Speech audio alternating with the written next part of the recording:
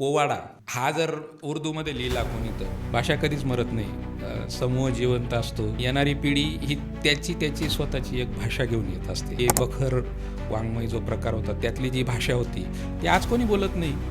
मग ती काही असं कोणीतरी सांगून ठरवून आता ही टाकून द्या, नवीन स्वीकारा, असं काही झालेलं नाही. रॅप वगैरे म्हणतात, त्यांचे कुठलाच नियम नाही त्याच्यामध्ये आणि ते चांगलं आहे. माझं म्हणणं तुमच्यापर्यंत पोहोचतंय ना, ते सगळ्यात महत्त्वाचं आहे. भाषेला काही फार अर्थ नसतो. भाषा फक्त एक चिन्ह व्यवस्था आहे. महाराष्ट्रात आल्यावर तुम्ही मराठी शिका किंवा मराठीत बोललं पाहिजे, जे असं एक नाही, तो थोडासा संकुचितपणा पण आहे आपला. इंग्रजी जगभर का पोचली तर ते लोक संकुचित नव्हते. त्यांचा दृष्टिकोन प्रोग्रेसिव्ह आहे. भाषा कोणाची मरेल हा मुद्दा आहे. जे पुण्यातले, मुंबईतले किंवा सदाशिव पेठेतले लोक, नागराज मंजुळेची भाषा, असे जे सिनेमे आहेत ते लोकांना जास्त अपील होतात. कल्चर तेवढं रिच आहे का? ते आपणच म्हणतो आमचं कल्चर खूप रिच आहे. ते लोकांना ते कल्चर नुसतं भाषेतून दिसलं नाही पाहिजे. सोशल मीडिया तंत्रज्ञानाचं युग आहे. या सगळ्यांचा भाषा आणि साहित्यावर कसा परिणाम होतोय? साहित्याचं सपाटीकरण होतंय किंवा वाचन ही प्रक्रिया मुळातच खडतर आहे. साहित्याची सहजता प्रयोगशील लेखकांनी संपवली. तरुण पिढीला सांगायचं की ते वाचत नाही, ते येत नाही, ते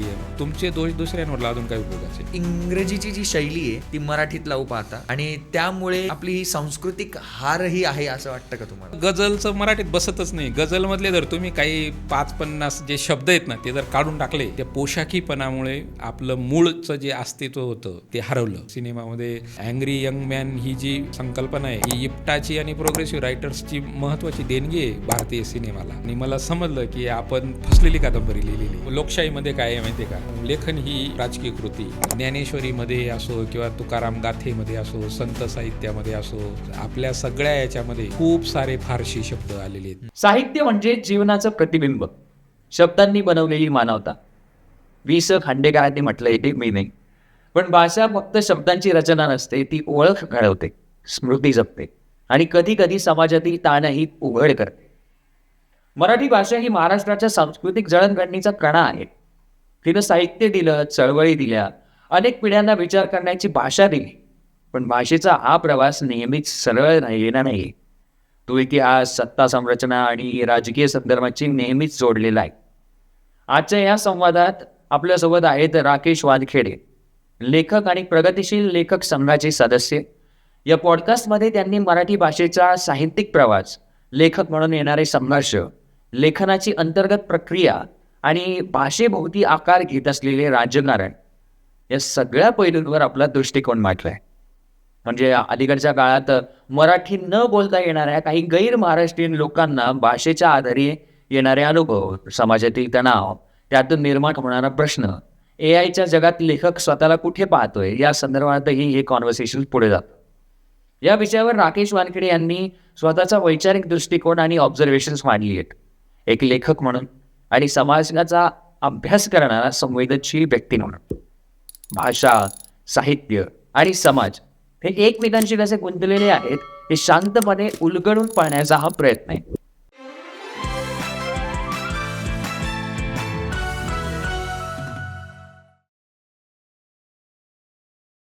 सर, खूप खूप स्वागत आहे तुमचं सुपरदेसी टॉक्समध्ये. सगळ्यात आधी मला तुम्हाला असं विचारायचं वाटेल की, म्हणजे सांगायचं आहे ॲक्च्युली की लेखकाला प्रश्न विचारायचा दिवस आलेला आहे आज माझ्यावर आणि लेखकाला प्रश्न विचारायची संधी फार कमी मिळते आम्हाला. पण ओव्हरऑलच आत्ताचं सगळं वातावरण पाहता किंवा एकंदरच वाचन किंवा संस्कृती किंवा भाषा ह्या सगळ्या गोष्टी पाहता, भाषेकडं आजचा तरुण कसा पाहतो? तुम्हाला काय वाटतं? त्याचं महत्त्व आहे का? भाषेचं महत्त्व आहे का तरुणाला? नाही, सर्वप्रथम म्हणजे मलाही ही गोष्ट नवीन आहे आणि आनंद वाटला की या नव्या नव्या गोष्टींना आपण जुळवून घेतलं पाहिजे. त्याच्यामुळे माझ्यासाठी एक चांगला अनुभव आहे तुमच्याशी बोलण्याचा.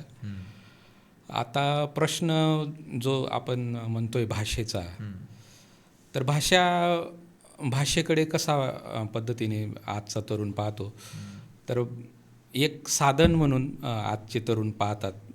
तर त्याचं म्हणणं आपली अभिव्यक्ती स्ट्रॉंगली होईल ज्या पद्धतीने, तसा तो विचार करत असतो. त्याच्यामध्ये कुठल्या भाषेतून कुठले शब्द घेतले, कुठलं मटेरियल घेतलं, हे काही त्याच्या दृष्टीने फार महत्त्वाचं नाही. तर तो अत्यंत प्रॅक्टिकल अशा पद्धतीने भाषेकडे पाहतो. पण मग बाकीच्या लोकांचं जी ओरड असते, जे जैसे थेवादी लोक असतात की त्यांचं म्हणणं असतं की भाषा मरते. भाषा कधीच मरत नाही. समूह जिवंत असतो आणि येणारी पिढी ही त्याची स्वतःची एक भाषा घेऊन येत असते. त्यांच्या एक व्होकॅब्युलरी असते आणि ती त्या पद्धतीने फक्त माझं म्हणणं तुमच्यापर्यंत गेलं ते त्यांच्यासाठी एक टूल्स आहे, एक साधन आहे फक्त. तो अशाच पद्धतीने पाहतो आणि तुमच्या भाषेचा एक इतिहास आहे, तुमच्या भाषेचं काहीतरी महात्म्य आहे, तुमच्या भाषेचं काहीतरी लौकिक आहे आणि तो त्याला आणखी उंचावर न्यायचं आहे, हे त्याच्या पुढचं हे नसतं आणि ते कोणाचंच नसतं. तो नॅचरली बोलत असतो. आपलं जे काही म्हणणं आहे, त्याला जे काही वाटतं ते त्या पद्धतीने तो व्यक्त करतो. मग आजच्या काळातला जो तरुण आहे त्याच्यापुढे अनेक प्रकारची माध्यमं आहेत.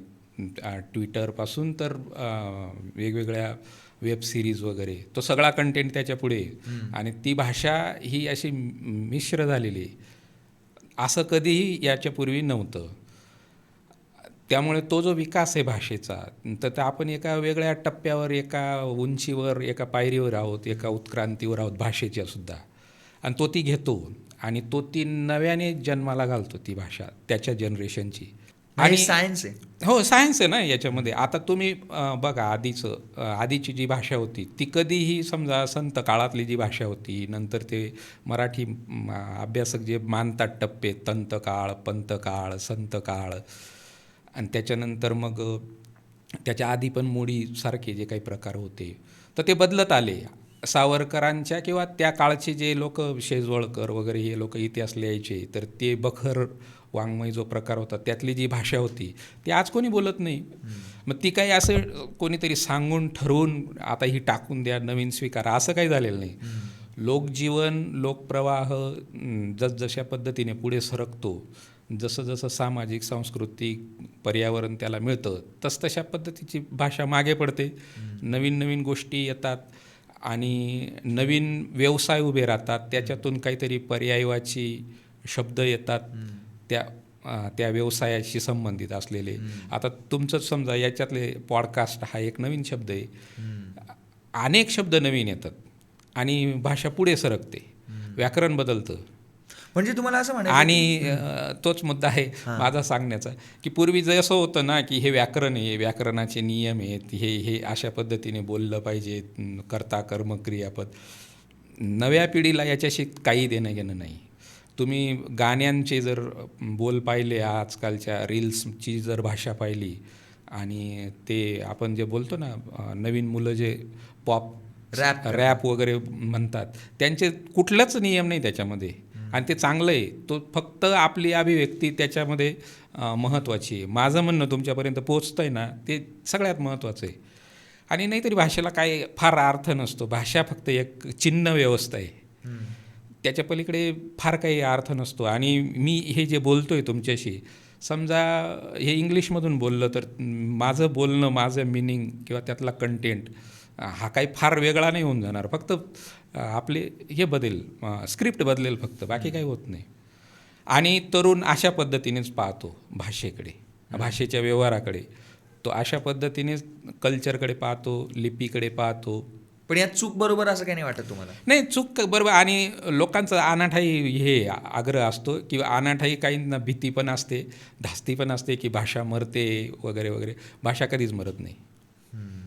मग याच म्हणजे आता मला याच्यावरनं एक सुचतंय असं की रिसेंटली मराठीत बोला, मराठी भाषा वगैरे वगैरे अशा टाईपच्या गोष्टी चाललेल्या होत्या.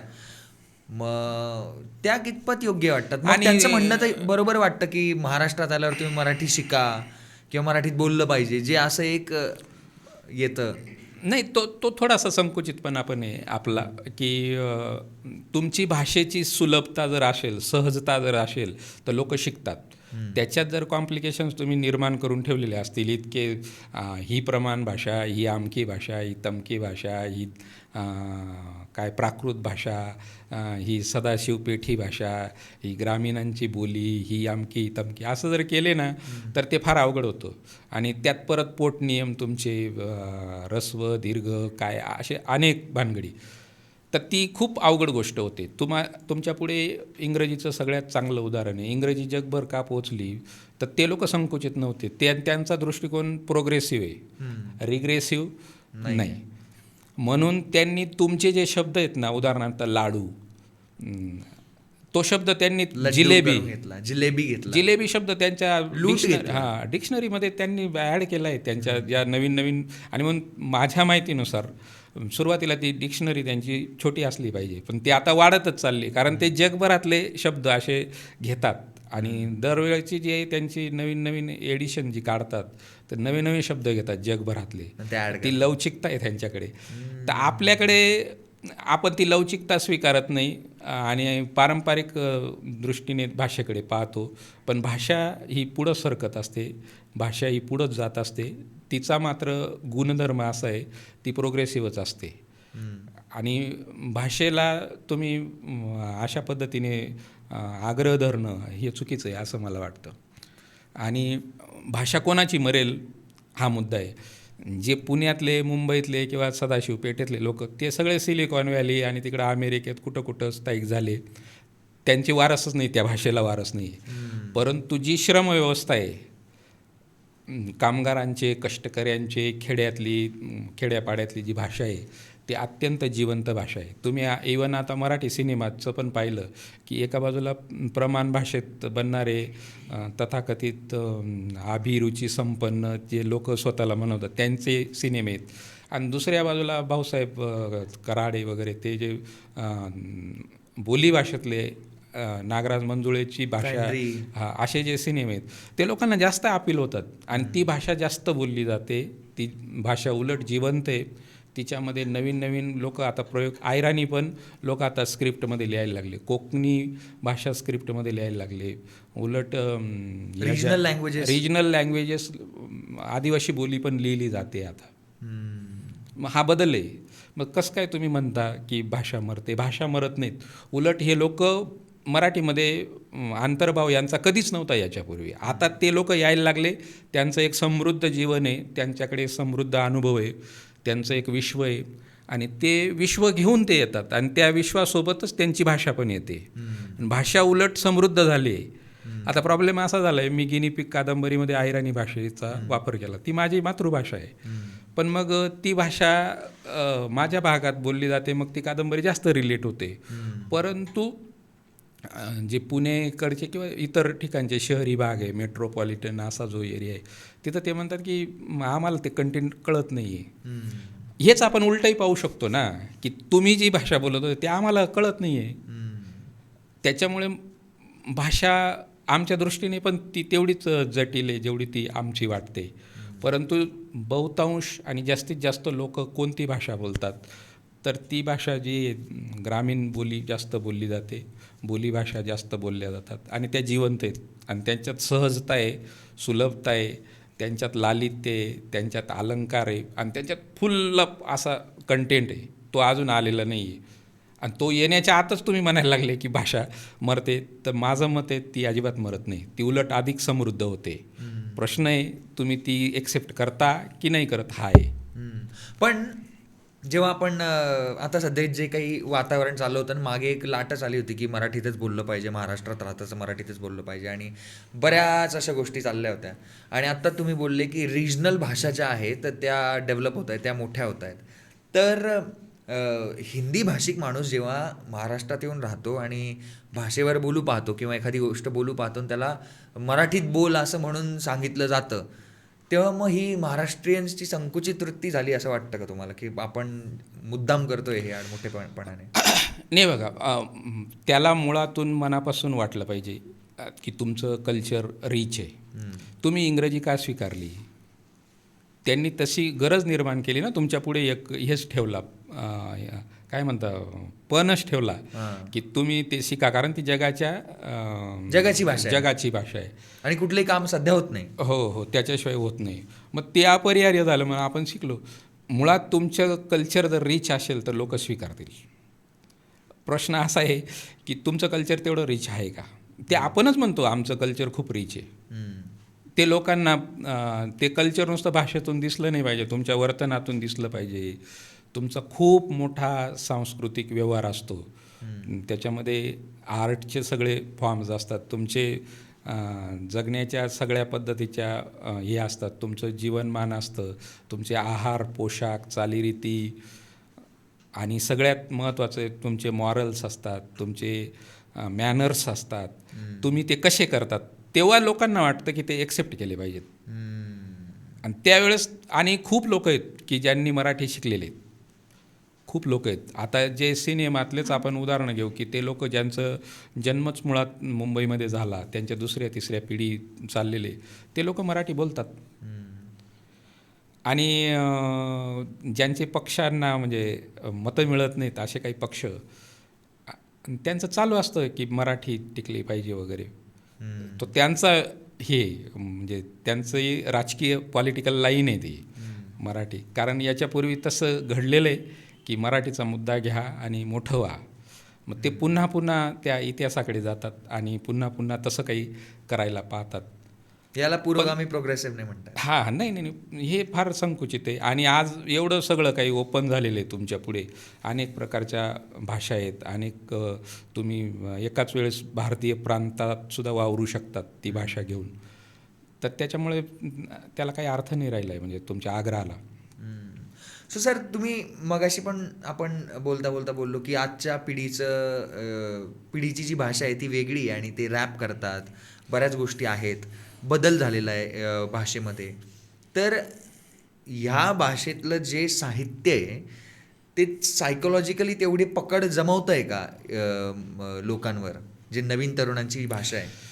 हे बघा, तुम्ही साहित्याकडे जर विषय असेल हा, म्हणजे मी आत्तापर्यंत बोलण्याच्या संदर्भातला आपला भाषेच्या संदर्भातलं बोलत होतो, पण साहित्य ही गंभीर प्रक्रिया आहे. तर त्या साहित्यामध्ये गांभीर्य येण्यासाठी तुमचं वय पण तेवढं हे असलं पाहिजे, गंभीरतेच्या त्या म्हणजे तुम्हाला आयुष्यातून काय काय मिळालं, तुम्ही अनुभव कसे घेतले, अभ्यास काय, तुमचा अभ्यास काय, व्यासंग किती, यातून ते त्याला खोली मिळते, तुमची गंभीरता वाढत जाते. तर प्रश्न तरुणांचा आहे की तरुणांच्या याला तर तिथं आपण काय पाहिलं पाहिजे, गंभीरता पाहू नये असं माझं मत आहे. ती उत्स्फूर्तता किती आहे आणि त्याला भेडसावणारे प्रश्न, त्याची होणारी अभिव्यक्ती, तिचं कलात्मक रूप, हे आणि त्यातला फ्रेशनेस हा सगळ्यात महत्त्वाचा मुद्दा आहे. तर ते पाहावं. आणि मराठीत असा आजपर्यंत साहित्यातला नियम आहे, लोक म्हणतात त्याला अपवाद पण आहेत किंवा आपल्याला प्रतिवाद पण करता येईल. म्हणतात असं की 25वे जे वर्ष असतं किंवा मराठीतल्या ज्या आजरामर क्लासिक अशा ज्या काही साहित्यकृती आहेत त्या वयाच्या 25-30च लोकांनी लिहिल्या आहेत असं म्हणतात. अर्थात हा काही नियम नाही आहे. माझं 25 क्लास झालं. तर तसं म्हणतात. तर ते गांभीर्य पण काही लोकांना येऊ असतं. त्यामुळे सगळेच लोक अगदी सपाटीकरण पद्धतीने करतात असंही नाही. भगतसिंग पण एक उदाहरण आहे. हो, भगतसिंग पण आहेत. भगतसिंगांनी तर नुसतंच हे नव्हतं केलं, म्हणजे त्यांची भूमिका जी होती भारतीय स्वातंत्र्य लढ्याच्या संदर्भातली, आणि तेवढंच नाही, त्यांनी भाषेच्या संदर्भातली पण एक पुस्तिका लिहिलेली आहे, पंजाबी भाषेविषयी. तर ते गांभीर्य येऊ शकतं, असतं. माणसाची पीळ कसा आहे व्यक्तिमत्वाचा, हे सगळ्यात महत्त्वाचं आहे. तो तरुण आहे. आणि हे तुम्हाला उलटं पण पाहता येतं, काही लोक वय संपलं त्यांच्याकडे गांभीर्य नाही, मग त्यांचं काय करायचं.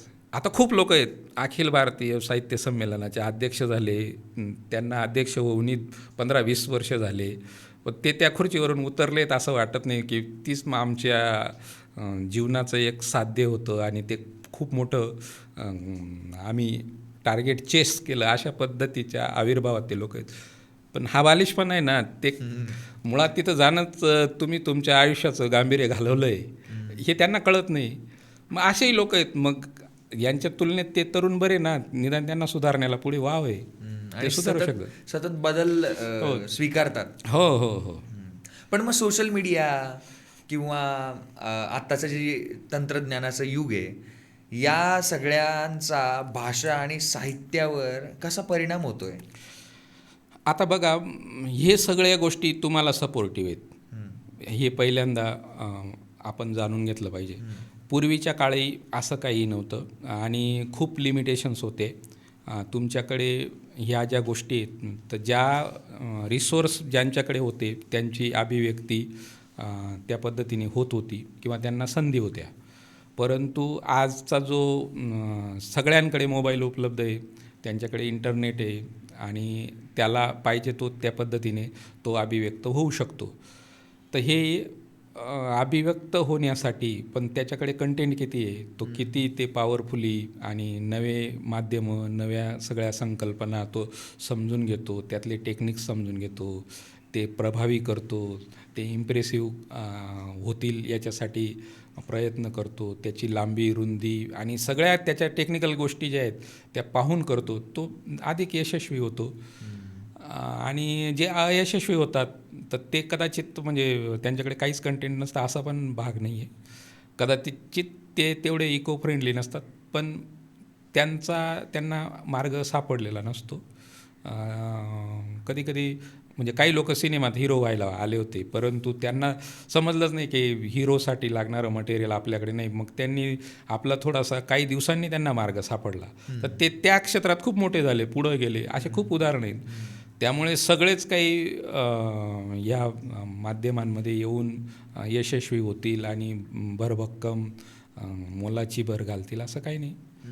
तर ते पण मग ह्याच सगळ्यामुळे रील्सच्या स्पीडने जेव्हा आपण लिहायला लागतो तेव्हा साहित्याचं सपाटीकरण होतं आहे का? तुम्हाला असं वाटतं की बोथट होत चाललं आहे साहित्य किंवा आजकालचं जे येतं आहे नवीन त्याला तेवढी धार राहिलेली नाही आहे?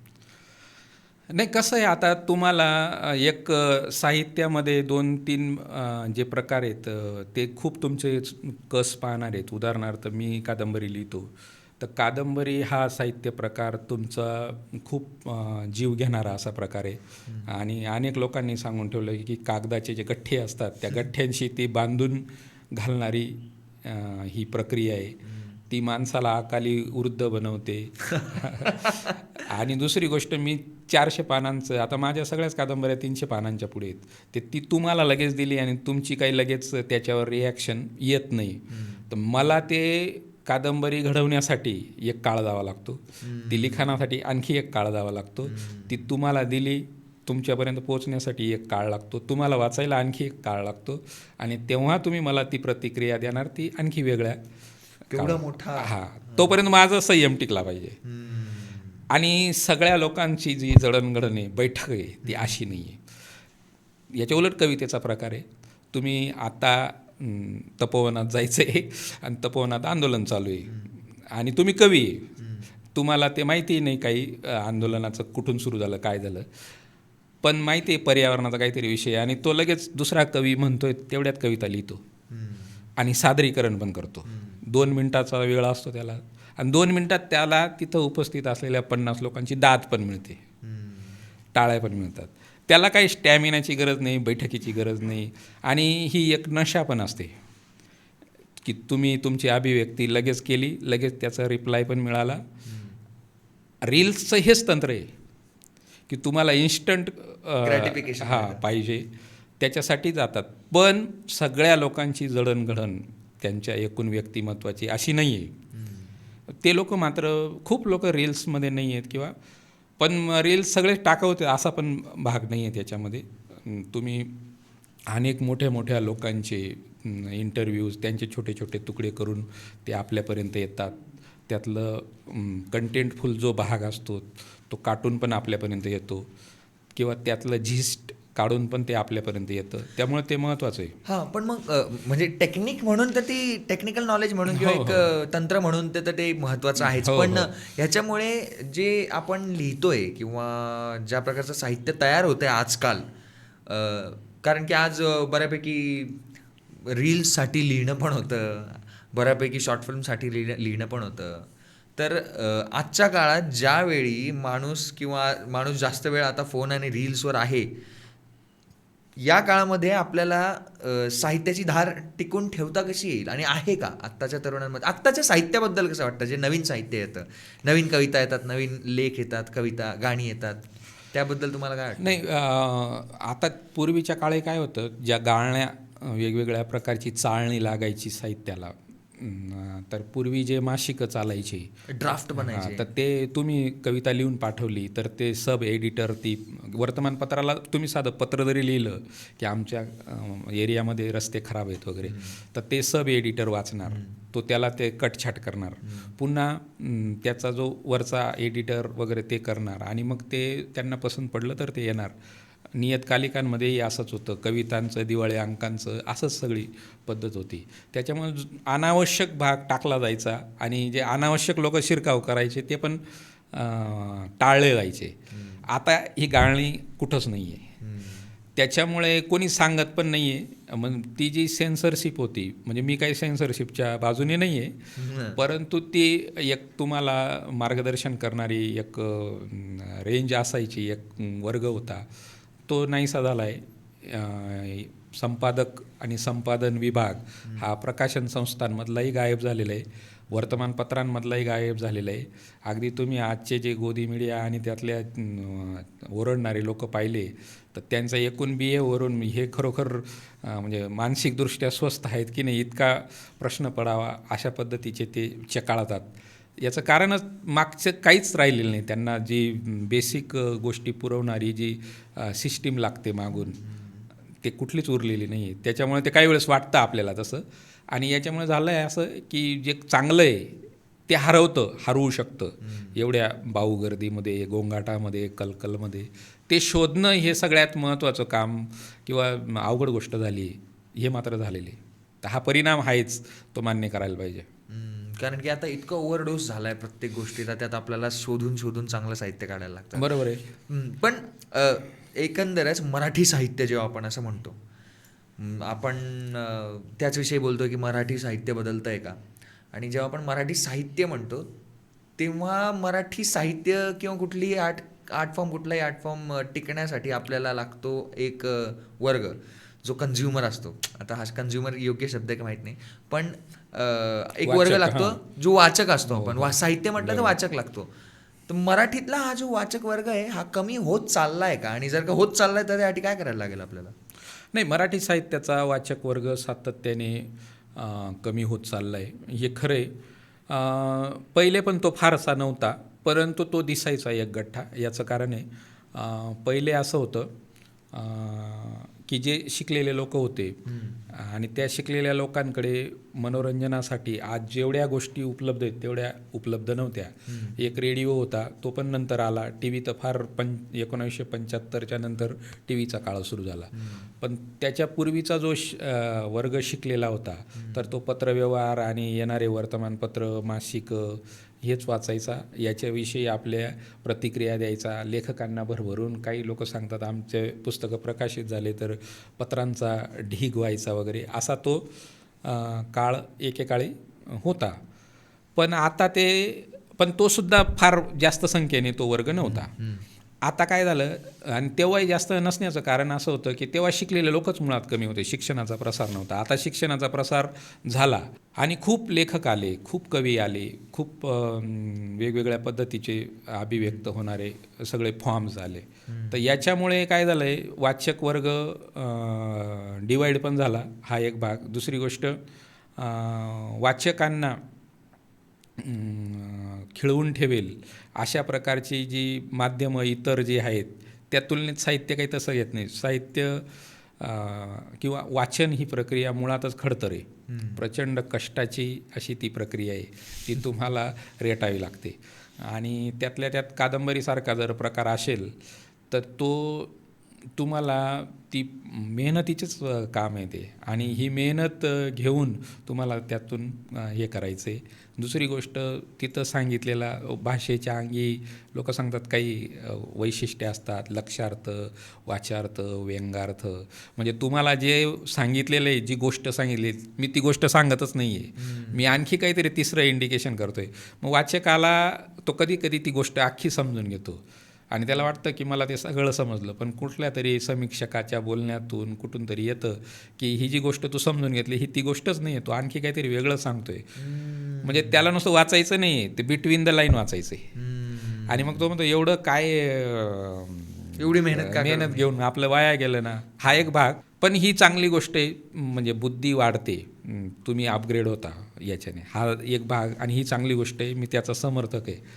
परंतु दुसऱ्या बाजूला मराठीमध्ये एक वाईट अशी पद्धत रूढ झालेली आहे, प्रयोग करायचे, नाहक प्रयोग करायचे.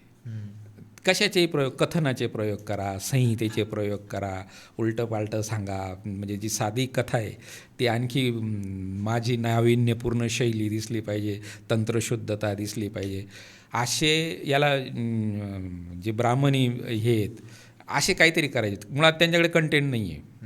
कंटेंट नसल्यामुळे ते प्रयोगाच्या आहारी गेले, आणि प्रयोग समोरच्या व्यक्तीला, वाचणाऱ्याला समजत नाहीत.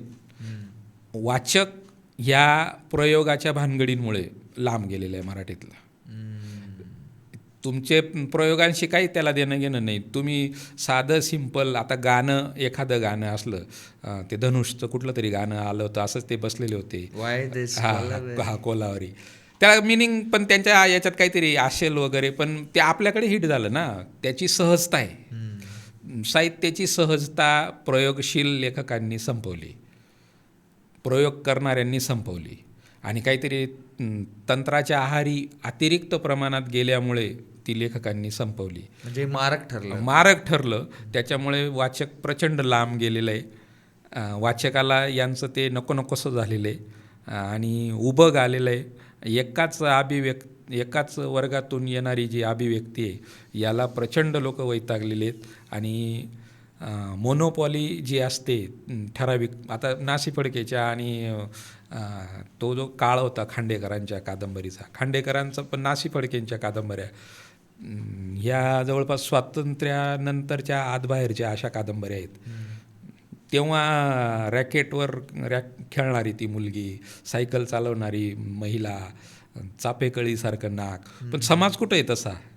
आणि आजच्या लोकांनी ते कशाला वाचावं? त्यांना ते रिलेटच होत नाही ना. तुम्ही काहीतरी अभिनव पद्धतीचं असं कुठलं तरी जग आणून लोकांपुढे मांडताय आणि लोकांना ते सांगताय, तर लोक ते थोडंसं चेंज म्हणून पाहतात, परंतु वास्तव जीवन वेगळं आहे. आणि म्हणून अशा मोठ्या लेखकांपासून लोकांचा भ्रमनिरास झाला, आणि भ्रमनिरास झाल्यामुळे लोकांनी वाचन व्यवहार टाकून दिला. हे मेन महत्त्वाचं कारण आहे. त्यामुळे ते, आणि उगीचच तरुण पिढीला सांगायचं की ते वाचत नाही, ते येत नाही, ते तुमचे दोष दुसऱ्यांवर लादून काही उपयोगाचे नाही. पण मग कदाचित याचं उत्तर असं असू शकतं का की जे रायटर्स आहेत ते इंग्रजीची जी शैली आहे ती मराठीत लावू पाहता, आणि त्यामुळे कदाचित आपली ही सांस्कृतिक हारही आहे, असं वाटतं का तुम्हाला? त्याचं एक उदाहरण सांगतो मी. आता गझल हा जो प्रकार आहे आपल्याकडे मराठीमध्ये, तो खूप लोकप्रिय झालेला आहे. लोकप्रिय नाही म्हणता येणार, कवींनी तो लोकप्रिय मानलाय की हे मानलाय तो लोकप्रिय नाही. मुळातच तुमच्या म्हणजे कुठल्याही भाषेची एक खासियत असते, तिची एक लहेजा असतो, तिची एक ताशीर असते, व्यक्तिमत्व असतं त्या भाषेला. उर्दूचं मला तेच म्हणायचं होतं, उर्दूचं आहे. गझल हा जो साहित्य प्रकार आहे एक ठहराव आहे, आणि हा हिंदीतला उर्दूतला बाप असा प्रकार मानला जातो. तो तुम्ही अनुकरणाने इकडं आणला आणि इथं मराठीत लिहायला लागले. मुळातच तो मराठीशी सूट होणारा प्रकार नाही आहे. मराठी भाषेला, मराठीच्या एकूण व्यक्तिमत्वाला तो सूटच होत नाही. आता याच उदाहरण उलटं केलं आपण, पोवाडा हा जर उर्दूमध्ये लिहिला कोणी, तर हिंदीत लिहिला तर काय होईल त्या पोवाड्याचं?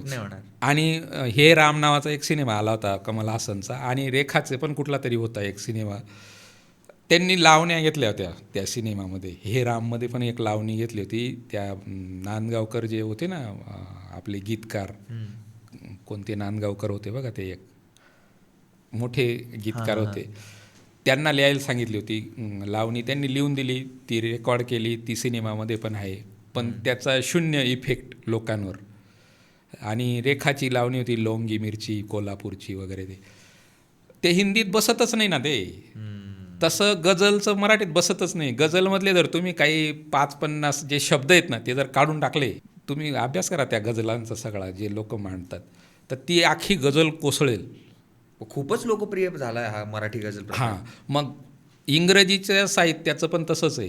तर त्या भाषेची एक व्यक्तिमत्व आहे, ते तुम्ही समजून न घेता त्यातले फ्लॅशबॅकचं तंत्र असेल किंवा आणखी जे वेगवेगळे तंत्र आहेत, तुम्ही ते तसेच्या तसे घेतले, स्वीकारले आणि इथलं लोकजीवन तिथल्या भाषेत मधले तिथल्या चौकटीत, म्हणजे एका निर्जीव चौकटीत इथलं जिवंत जीवन तुम्हाला सजवायचं आहे म्हणजे हे असंच आणि झालं. ते त्या ग्राउंडवर उतरवायचं आहे. हां. मग ते कसं जिवंत होणार? बरोबर आहे. म्हणजे हे असंच झालं की नागराज मंजुळेने सैराट बनवला आणि करण जोहरने धडक बनवला. हा नाही, याच्यापेक्षा आणखी चांगलं सांगता येईल. रामायण आहे ना, रामायण मुलांना सादरीकरण. आता इप्टाच्या आपली टीमने समजा रामायण ते वेगळं करतील, पण काही लोकांना माहितीच नाही, समजा हे त्यातलं तंत्रच माहिती नाही. पण सीता आणि राम आणि ते सगळे जर आजच्या आधुनिक वेशात जर आले तर ते पाहणाऱ्यांच्या डोक्यात एक हे आहे ना, तुमची ठरलेलं आहे की असंच आहे. ट्रॅडिशन आहे ना ते पाहण्याची, तर लोक त्याच पद्धतीने पाहतात. ते काहीतरी विचित्र वाटू शकतं ते. तसे पोशाखी जे इंग्रजीचं अनुकरण मराठीने केलं, मला हा मुद्दा सांगायचा आहे. त्या पोशाखीपणामुळे आपलं मूळचं जे अस्तित्व होतं ते हरवलं आणि आंगळलेलं भाषण किंवा आंगळलेलं साहित्य मराठीमध्ये खूप मोठ्या प्रमाणावर लिहिलं गेलं. आणि दुसरी गोष्ट, ज्याला खूपच इंग्रजी येतं, इंग्रजी भाषेचा अभ्यास केलेला आहे, तो खूप मोठा विद्वान आहे असं मानलं गेलं आणि त्याचं साहित्य इथल्या अस्सल साहित्यापेक्षा आणखी वरचढ आहे असंही मानलं गेलं.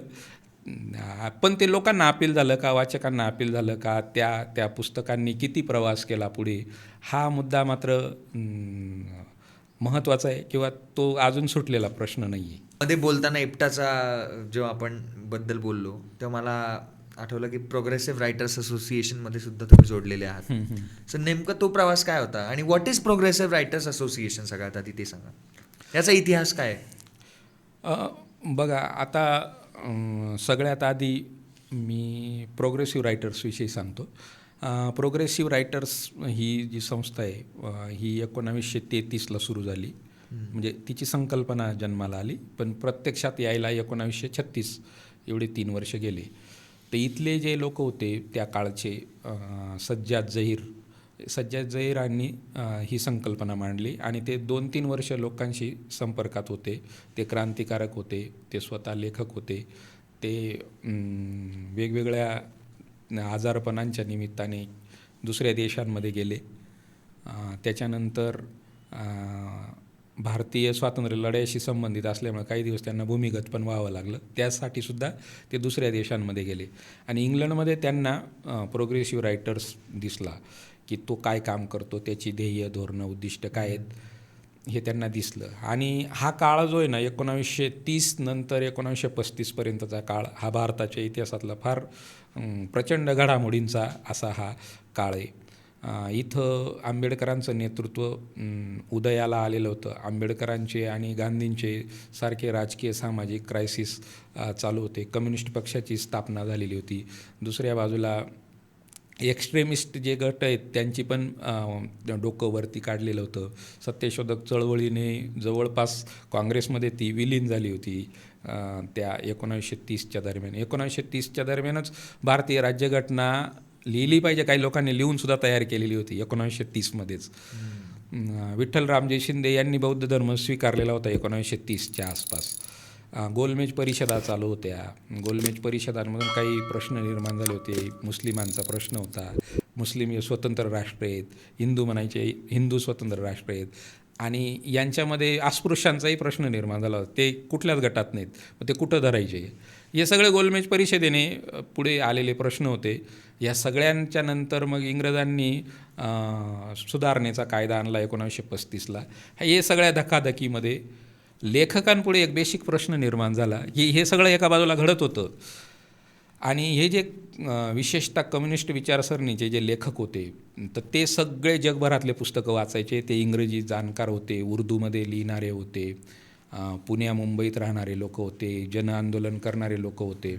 यांना सगळं माहीत होतं. रशियन राज्यक्रांतीचे अन्वयार्थ त्यांनी चांगल्या पद्धतीने लावले होते. जगभरातल्या क्रांत्या ज्या आहेत, फ्रेंच राज्यक्रांतीपासून अमेरिकनच्या राज्यक्रांती, रेनेसान्सची चळवळ, हे सगळं त्यांनी पाहिलेलं होतं. त्यांना त्याचा काही एक ऐतिहासिक अर्थ, अन्वयार्थ, त्याची मीमांसा, ते सगळं त्यांना माहिती होतं. आणि उद्या हा देश स्वतंत्र व्हायचं म्हणतोय आणि होणारच आहे, अशी चिन्ह पण दिसायला लागली होती. 1935चा कायदा भारतामध्ये अर्ध स्वातंत्र्य मानलं जातं आज पण, की देश स्वतंत्र होणारच आहे. मग तेव्हा जो गट 1925मध्ये 25पर्यंत काँग्रेसमध्ये होता आणि नंतर जेव्हा गांधी म्हटले की काही ढबू पैसा किंवा 1 आणा 2 आणा याच्यावर तुम्हाला काँग्रेसचं सभासद होता येईल आणि मग मूठभर वकील जे काँग्रेसचं नेतृत्व करतात, ही कसं काय संपूर्ण राष्ट्राची चळवळ होऊ शकते? तर तुम्ही या काँग्रेसमध्ये शेतकऱ्यांनी आलं पाहिजे, महिलांनी आलं पाहिजे, शूद्रातिशूद्र कष्टकऱ्यांनी, श्रमिकांनी आलं पाहिजे, सगळ्यांनी येऊन काँग्रेस वाढवली पाहिजे. आणि मग त्यांनी हाक दिली की याच्यामध्ये जॉईन व्हा. Indian national Congress. Indian national Congress सांगतोय मी. मग खूप काँग्रेसची मुवमेंट मोठी झाली.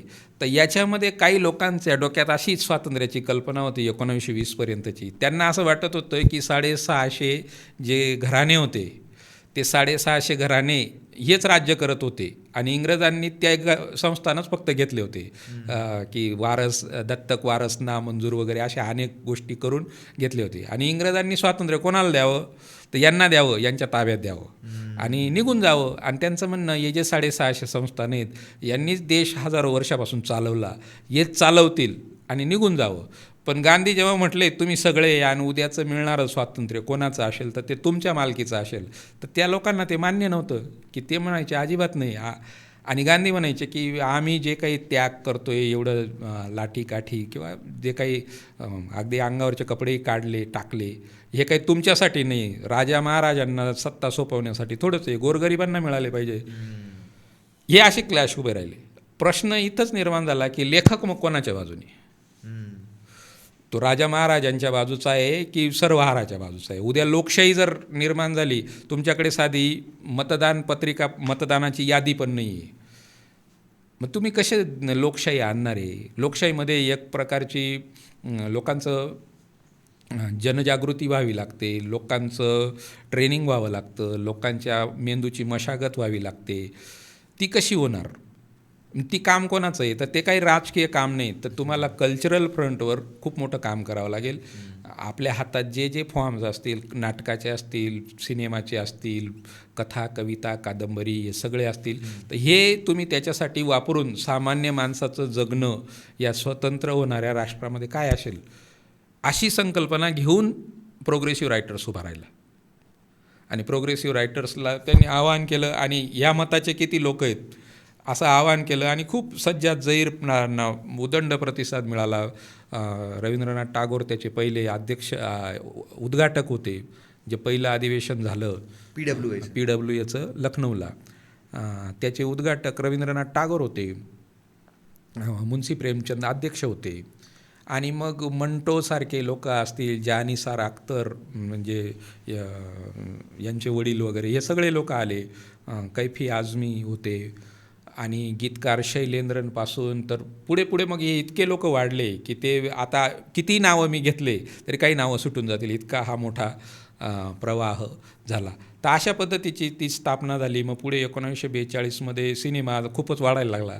मग सिनेमामध्ये आपले लोक शिरले पाहिजेत, सिनेमाचं प्रभावी माध्यम आहे. मग इप्टाची स्थापना झाली आणि काही लोकांनी त्याच्यात हेतुता काम केलं पाहिजे. हेतुता तेव्हा दुष्काळ वगैरे पडलेला होता आणि बंगालचा भीषण दुष्काळ होता. त्या पार्श्वभूमीवर कम्युनिस्ट पक्षाने राजकीय भूमिका घेतलेली होती की पथनाट्य याच्या स्वरूपात वगैरे लोकांपर्यंत जाऊन जनजागृती झाली पाहिजे.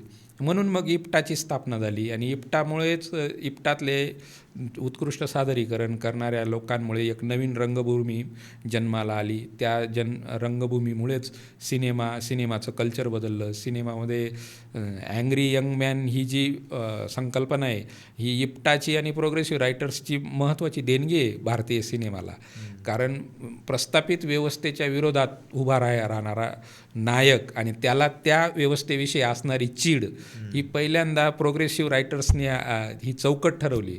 म्हणून तुम्ही अमिताभचे सगळे सिनेमे काय आणि त्या काळातले सगळेच हिरो, अगदी दयावानमधला तो हिरो पण सांगतो की तुमच्या त्या एरियात ज्या ॲम्ब्युलन्स जातात त्या कधीतरी वस्तीमध्ये पण येऊ द्या, किंवा ये बस्ती मैं खाली नाही होणे दूंगा, असे सांगणारा जो नायक आहे, ही संकल्पनाच मुळात ह्या फिलॉसॉफीमधून आली की तुम्ही कोणाच्या बाजूने आहेत. आणि असंच चित्र एका बाजूला उभं राहत होतं. भारतीय लिटरेचरचा जो मेन ट्रेंड आहे तो ट्रेंड प्रोग्रेसिव्हने हे केला, स्थापित केला. याच्यामुळे मला माझा कल त्या बाजूनेच होता. हा एक भाग. दुसरा भाग असा आहे, मराठीमध्ये जर तुम्ही पाहिलं 1960 नंतर, आता मी माझ्यापर्यंत येतो ते सोडून, तर माझ्या काळामध्ये मी जेव्हा लिहायला लागलो, 2011मध्ये माझी पहिली कादंबरी आली, 2015मध्ये पुरोगामी आली, तर बऱ्याच गोष्टी घडून गेल्या होत्या. इथं विद्रोही साहित्य संमेलन होतं, विद्रोहीचा एक गट होता, फुले शाहू आंबेडकर हा एक गट होता, फुल्यांचा गट होता, शाहूंचा गट होता, द आग्रा होतं, म्हणजे दलित ग्रामीण आग्रा आदिवासी हे एक होतं, स्त्रीवादी साहित्य, आदिवासी साहित्य, ख्रिस्ती साहित्य, इतके सगळे प्रवाह होते. मग तुम्हाला काय करायचं, आणि त्याच्यामध्ये सकल एक होतं, अभिजन एक होतं, समरसता आणखी नव्यानेच ती भानगड सुरू झाली होती. तर तुम्ही कुठल्याही प्रांतामध्ये शिरले तर तुमचं एक गट, एका गटाकडे तुम्ही होतील. आणि मग मी विचार केला की भारताला आणि देशाला, आपल्या एकूणच समाजाला पुढे घेऊन जाणारा विचार कुठला आहे, तर तो प्रोग्रेसिव्ह विचार आहे. तुम्ही भारतीय राज्यघटना प्रोग्रेसिव्ह आहे की नाही असं जर म्हणाल तर ते आपल्याला उत्तर द्यावं लागतं. प्रोग्रेसिव्ह आहे. फुल्यांचे विचार प्रोग्रेसिव्ह होते, शाहूंचे, आंबेडकरांचे, मार्क्सचे. तर तुम्हाला ह्या सगळ्या संकल्पनांना आपल्या कवेत घेणारी संकल्पना ही प्रोग्रेसिव्हची आहे. आणि म्हणून मी या कुठल्याही गटात न शिरता, एका कप्प्यात न शिरता, जी उदार अशी पद्धतीची भूमिका असणारा जो प्रवाह आहे, त्या प्रवाहात मी शिरलो किंवा मी स्वतःला जोडून घेतलं. तेही काही लगेचच झालं असं नाही आहे, त्याच्या पण टप्प्याटप्प्याने ते मला कळत गेलं आणि मग मी त्याच्याकडे आकर्षित झालो. पुरोगामी तुमची जी कादंबरी आहे आणि गिनिपिग ही दुसरी कादंबरी आहे, त्या 2 कादंबऱ्यांविषयी आम्हाला सांगा ना. म्हणजे अजून काय काय लेखन आहे तुमचं आणि कुठे अवेलेबल होईल तेही सांगा. पुरोगामी म्हणजे माझी पहिली कादंबरी होती पुन्हा शंभूक नावाची, जी 2011मध्ये प्रकाशित झाली. ती पण मी वयाच्या 20व्या वर्षापासूनच लिहायला लागलो. अच्छा, म्हणजे ते तुम्ही 25व्या वर्षी बोलत होते की व्यासंग गंभीरता ती तुम्हाला होती 20व्या वर्षात? नाही नव्हती, तेच तर सांगते. मी जेव्हा पहिली कादंबरी, आणि ती मी काय लिहितो हे पण मला माहिती नाही, मग मी काही मित्रांना सांगितलं, वाचायला दिलं. तर ते मी डायरी लिहायला घेतली होती.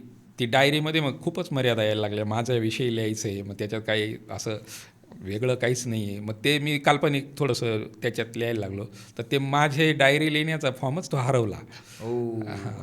आणि मग ते दुसरे म्हणायला लागले याला कादंबरी म्हणतात. आणि मग ते जेव्हा प्रकाशित झालं, आणि ज्या दिवशी प्रकाशित झालं, प्रकाशनाच्या कार्यक्रमाला नाटककार संजय पवार होते, आणखी बाकीचे लोक होते. त्या लोकांनी इतकी चिरफाड केली कादंबरीची, आणि मला त्या दिवशी कळलं की मी जो लिहितोय तो कादंबरी हा साहित्य प्रकार आहे, आणि तो इतका काही सोपा नाही आहे. आणि मला समजलं की आपण फसलेली कादंबरी लिहिलेली. आणि मला पहिल्यांदा मी तिथं सिरियस झालो की आपण गांभीर्याने पाहिलं पाहिजे, आणि आपल्या मागे एक मुवमेंट आहे, आणि मुवमेंटच्या दृष्टीने आपल्याकडे लोक पाहत आहेत, आणि ह्या ज्या अपेक्षा व्यक्त करतायत तर ह्या त्याच दृष्टीने मग मी थोडंसं. आणि मग तिथून मात्र मी ठरवून घेतलं की आपले रूट्स जे आहेत त्याच्याकडे कशा पद्धतीने पाहायचं. तर मग मी पुरोगामी ही कादंबरी लिहिली. तर पुरोगामी कादंबरीचा विषय आंबेडकरी आणि मार्क्सवादी चळवळीचा समन्वय असा आहे. तर तेव्हा काहीच चळवळीत पण दिसत नव्हत्या. ग्लोबलायझेशन अगदी आपल्या एकदम टोकाला होतं, आणि तेव्हा मनमोहन सिंगांचं सरकार होतं. ते स्वतःच ग्लोबलायझेशनचे उद्गातेही होते, आणि चळवळी त्या काळात पूर्णपणे नेस्तनाबूत झालेल्या होत्या. तर ते चळवळींचं आंतरद्वंद्व काय काय चाललेले, लोक सामान्यपणे काय बोलतात, हा तो कादंबरीचा विषय. आणि लोकांनी जेव्हा ती कादंबरी आली तर तेव्हा जे लोक टीका करत होते ते म्हटले की याला कादंबरी म्हणतात. आणि मग तिचं वाटचाल खूप चांगली झाली. खूप लोकांनी तिला एक्सेप्ट केलं. जाणकारांनी त्याच्यावर जेवढे त्या काळातले चांगले चांगले जाणकार होते, चळवळीचे अभ्यासक होते, सगळ्यांनी ती एक्सेप्ट केली, तिच्यावर बोलले. आणि महाराष्ट्रातल्या जवळपास 7-8-10 शहरांमध्ये त्याच्यावर परिसंवाद झाले. कुमार केतकरांपासून तर सगळे भालचंद्र कांगो वगैरे, अगदी गंगाधर पानतावणेपासून रावसाहेब कसबे, अगदी सदानंद मोरे, अगदी वेगवेगळ्या टोकाची जी माणसं आहेत वैचारिकदृष्ट्या, पण वसंत आबाजी डहाके वगैरे, सगळ्या लोकांनी त्याच्यावर त्या चर्चांमध्ये सहभाग घेतला. आणि ती विद्यापीठांमध्ये पुणे विद्यापीठाच्या स्वायत्तला होती, मुंबई विद्यापीठात होती. असं तिने चांगलं तिच्या आवृत्त्या पण निघाल्या. आणि वर्तमानपत्रांमध्ये परीक्षणं तर नंतर मला सांभाळणं माझ्या ध्यानात पण राहत नव्हतं की कुठं काय आलेले छापून. इतक्या पद्धतीचं लोकांनी तिला रिॲक्ट केलं. आणि मग मला समजलं की आता आपल्याला फक्त कादंबरीच लिहायची आहे. कारण मग मला पठारे पण एकदा बोलले होते की तुझी बैठकच कादंबरीची आहे मुळात. उत्तम कांबळे माझ्या सहवासात जास्त असल्यामुळे त्यांनी खूप गोष्टी क्लिअर केल्या. म्हणजे माझ्या डोक्यातले जे डाऊट होते ते बऱ्यापैकी क्लिअर झाले की आपण साधारणपणे या साहित्य व्यवहाराकडे कशा पद्धतीने पाहिलं पाहिजे. आणि मग मी ठरवलं की आपल्याला इतर साहित्य प्रकार हा आपला हे नाही आहे. हां, तर ते कादंबरी लिहायला लागलो. आणि मग मराठीमध्ये ग्लोबलायझेशनवर कादंबरीच नाही आहे, तुम्हाला 2-3च कादंबऱ्या फक्त सापडतील. त्यातली गिनीपिग ही एक आहे की ती आता तुमचा जन्म तर फार नंतरचा आहे, पण आमचा जन्म म्हणजे 80चं जे दशक आहे, या 80च्या दशकातले लोक जेव्हा 2025-20च्या नंतर, कोरोनानंतर जेव्हा आले, तेव्हा ते बेनिफिट पाहत होते त्या ग्लोबलायझेशनचे.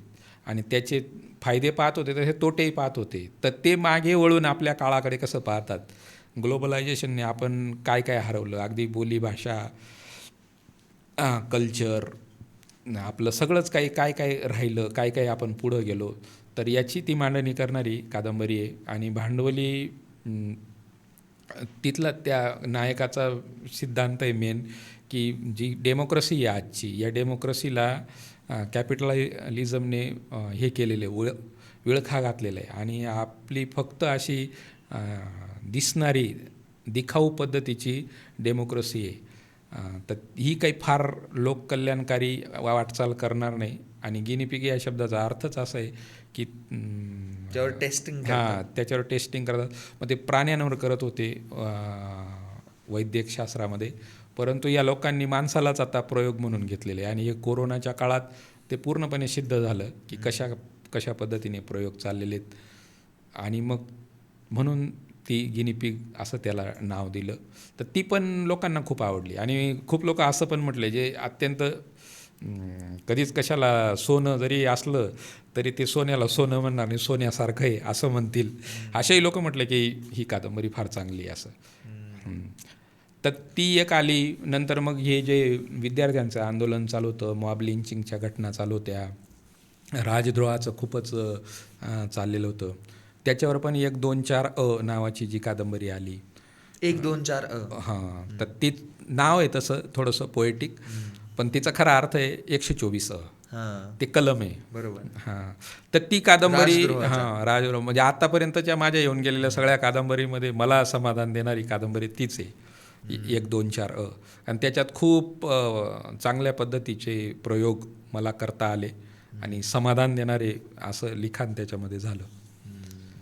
सो मग जेव्हा आता एक रायटर म्हणून जेव्हा तुम्ही तुमच्या साहित्य प्रकाराकडे पाहता किंवा तुमच्या एकंदरच रायटिंगच्या प्रोसेसकडे पाहता, तेव्हा ना म्हणजे आत्ताच्या काळाशी जेव्हा मी रिलेट करतो तेव्हा असं येतं समोर की एक रायटर असतो, त्याला एक तो व्हायरल व्हायचं असतं म्हणून तो लिहितो, नाही तर त्याला वाचक मिळायला हवा, म्हणजे त्याची कादंबरी वाचली गेली पाहिजे की व्हायरल झाली पाहिजे. तुम्हाला काय वाटतं, कशा पद्धतीने झालं पाहिजे?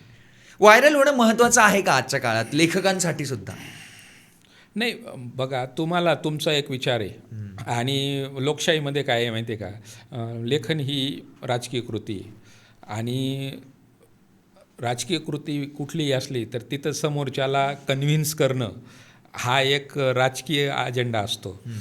तर तुम्हाला काही लोकांना कन्व्हिन्स करायचं आहे तुमच्या विचाराशी. म्हणजे माझा एक विचार आहे किंवा काही लोक अनुभव पण सांगतात. बरोबर हेच राजकारण असतं की मला कन्व्हिन्स करायचं माझ्या विचाराशी माझा काय विचार ते. किंवा माझा एक साधा अनुभव आहे.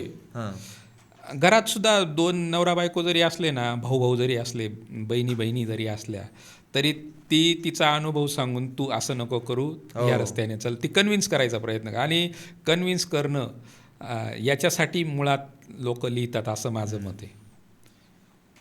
बघ व्हायरल होण्यासाठी नाही लिहित. हा आणि हा बेसिक लेखकांचं म्हणणं आहे तुम्हाला. हा हे बेसिक गोष्ट असते. आणि हे बायस मग इंटरेस्ट त्याच्यामध्ये येऊ शकतात की तुम्हाला व्हायरल व्हायचं आहे. काही लोकांच्या डोक्यात असं असतं की एवढं सगळं तुम्ही घरदार सगळं जमवलं, मग ते तुमची प्रोफाईल जरा हेवी करा, काय लागतं त्याला, आजकाल तुमच्याकडे सगळंच उपलब्ध आहे. गुगलला काय ते आपला ChatGPTला टाका आणि मला द्या लिहून. मग ते तशा पद्धतीचं पण खूप लोक यायला लागले की तुमच्या नावावर एखादं पुस्तकही असलं पाहिजे. क्लास घेणारे पण मग ते पण स्वतःला साहित्यिक म्हणतात. क्लास घेणारे म्हणजे क्लास ते नोट्स बनवतात ना, TYच्या MAच्या, बरोबर. इतिहासाचे पुस्तकं, मग ते पण साहित्यिक म्हणतात ना स्वतःला. ते साहित्य संमेलनाचे अध्यक्ष झालेले आहेत. अरे बापरे. हा मग अहो, पत्रव्यवहार म्हणजे वाचकांचं पत्रव्यवहारामध्ये नियमित पत्र लिहिणाऱ्या लेखकांना सुद्धा साहित्य संमेलनाचा अध्यक्ष केलेले. मग या ज्या गोष्टी, या ज्या गमती जमती असतात ना, याच्यामुळे दुसरा जो माणूस असतो ना, तो पाहणारा, तो म्हणतो याच्यापेक्षा तर मला जास्त कळतं ना. मग मी का लिहू नये. हा एक मोठा वर्ग आहे. मग आता जी नवीन एक पिढी, जसं तुम्ही आता ChatGPTचा पण उल्लेख केला ना, मग तुम्ही कधी वापरला की ChatGPT? नाही, वापरतो ना. आणि ते महत्त्वाचं आहे. म्हणजे मी लिखाणासाठी नाही वापरला, पण तुम्हाला जर काही रेफरन्स पाहिजे असतील, माहिती पाहिजे असेल, तर तुम्ही ते वापरलं पाहिजे. त्याच्यातून तुम्हाला अनेक संदर्भ सापडतात. आणि इवन एकच संदर्भ टाकून तुम्ही ChatGPTला टाका, ग्रोकला टाका, परप्लेक्सिटीला टाका, तिन्ही तुम्हाला तिन्ही एकाच याचे वेगवेगळे हे टाकतील. आणि कादंबरीचा जो प्रकार असतो ना, कादंबरीमध्ये एक बाजू नसते. पदर काठपदर इतके त्याच्यातले पापुद्रे तुम्हाला उलगडत जावे लागतात एकाच अनुभवाचे. तर ते तुम्हाला त्याच्या सगळे अँगल कळण्यासाठी, वेगवेगळ्या दृष्टीने विचार केलेल्या गोष्टी माहिती होण्यासाठी त्याचा उपयोग होतो. अनेक लोकांनी केलेलं आहे. पण त्यातली निर्जीवता पण मात्र लपून राहत नाही. ती निर्जीवता पण दिसून येते. जाणकारांना कळतं की ही कुठलं AI आहे असं.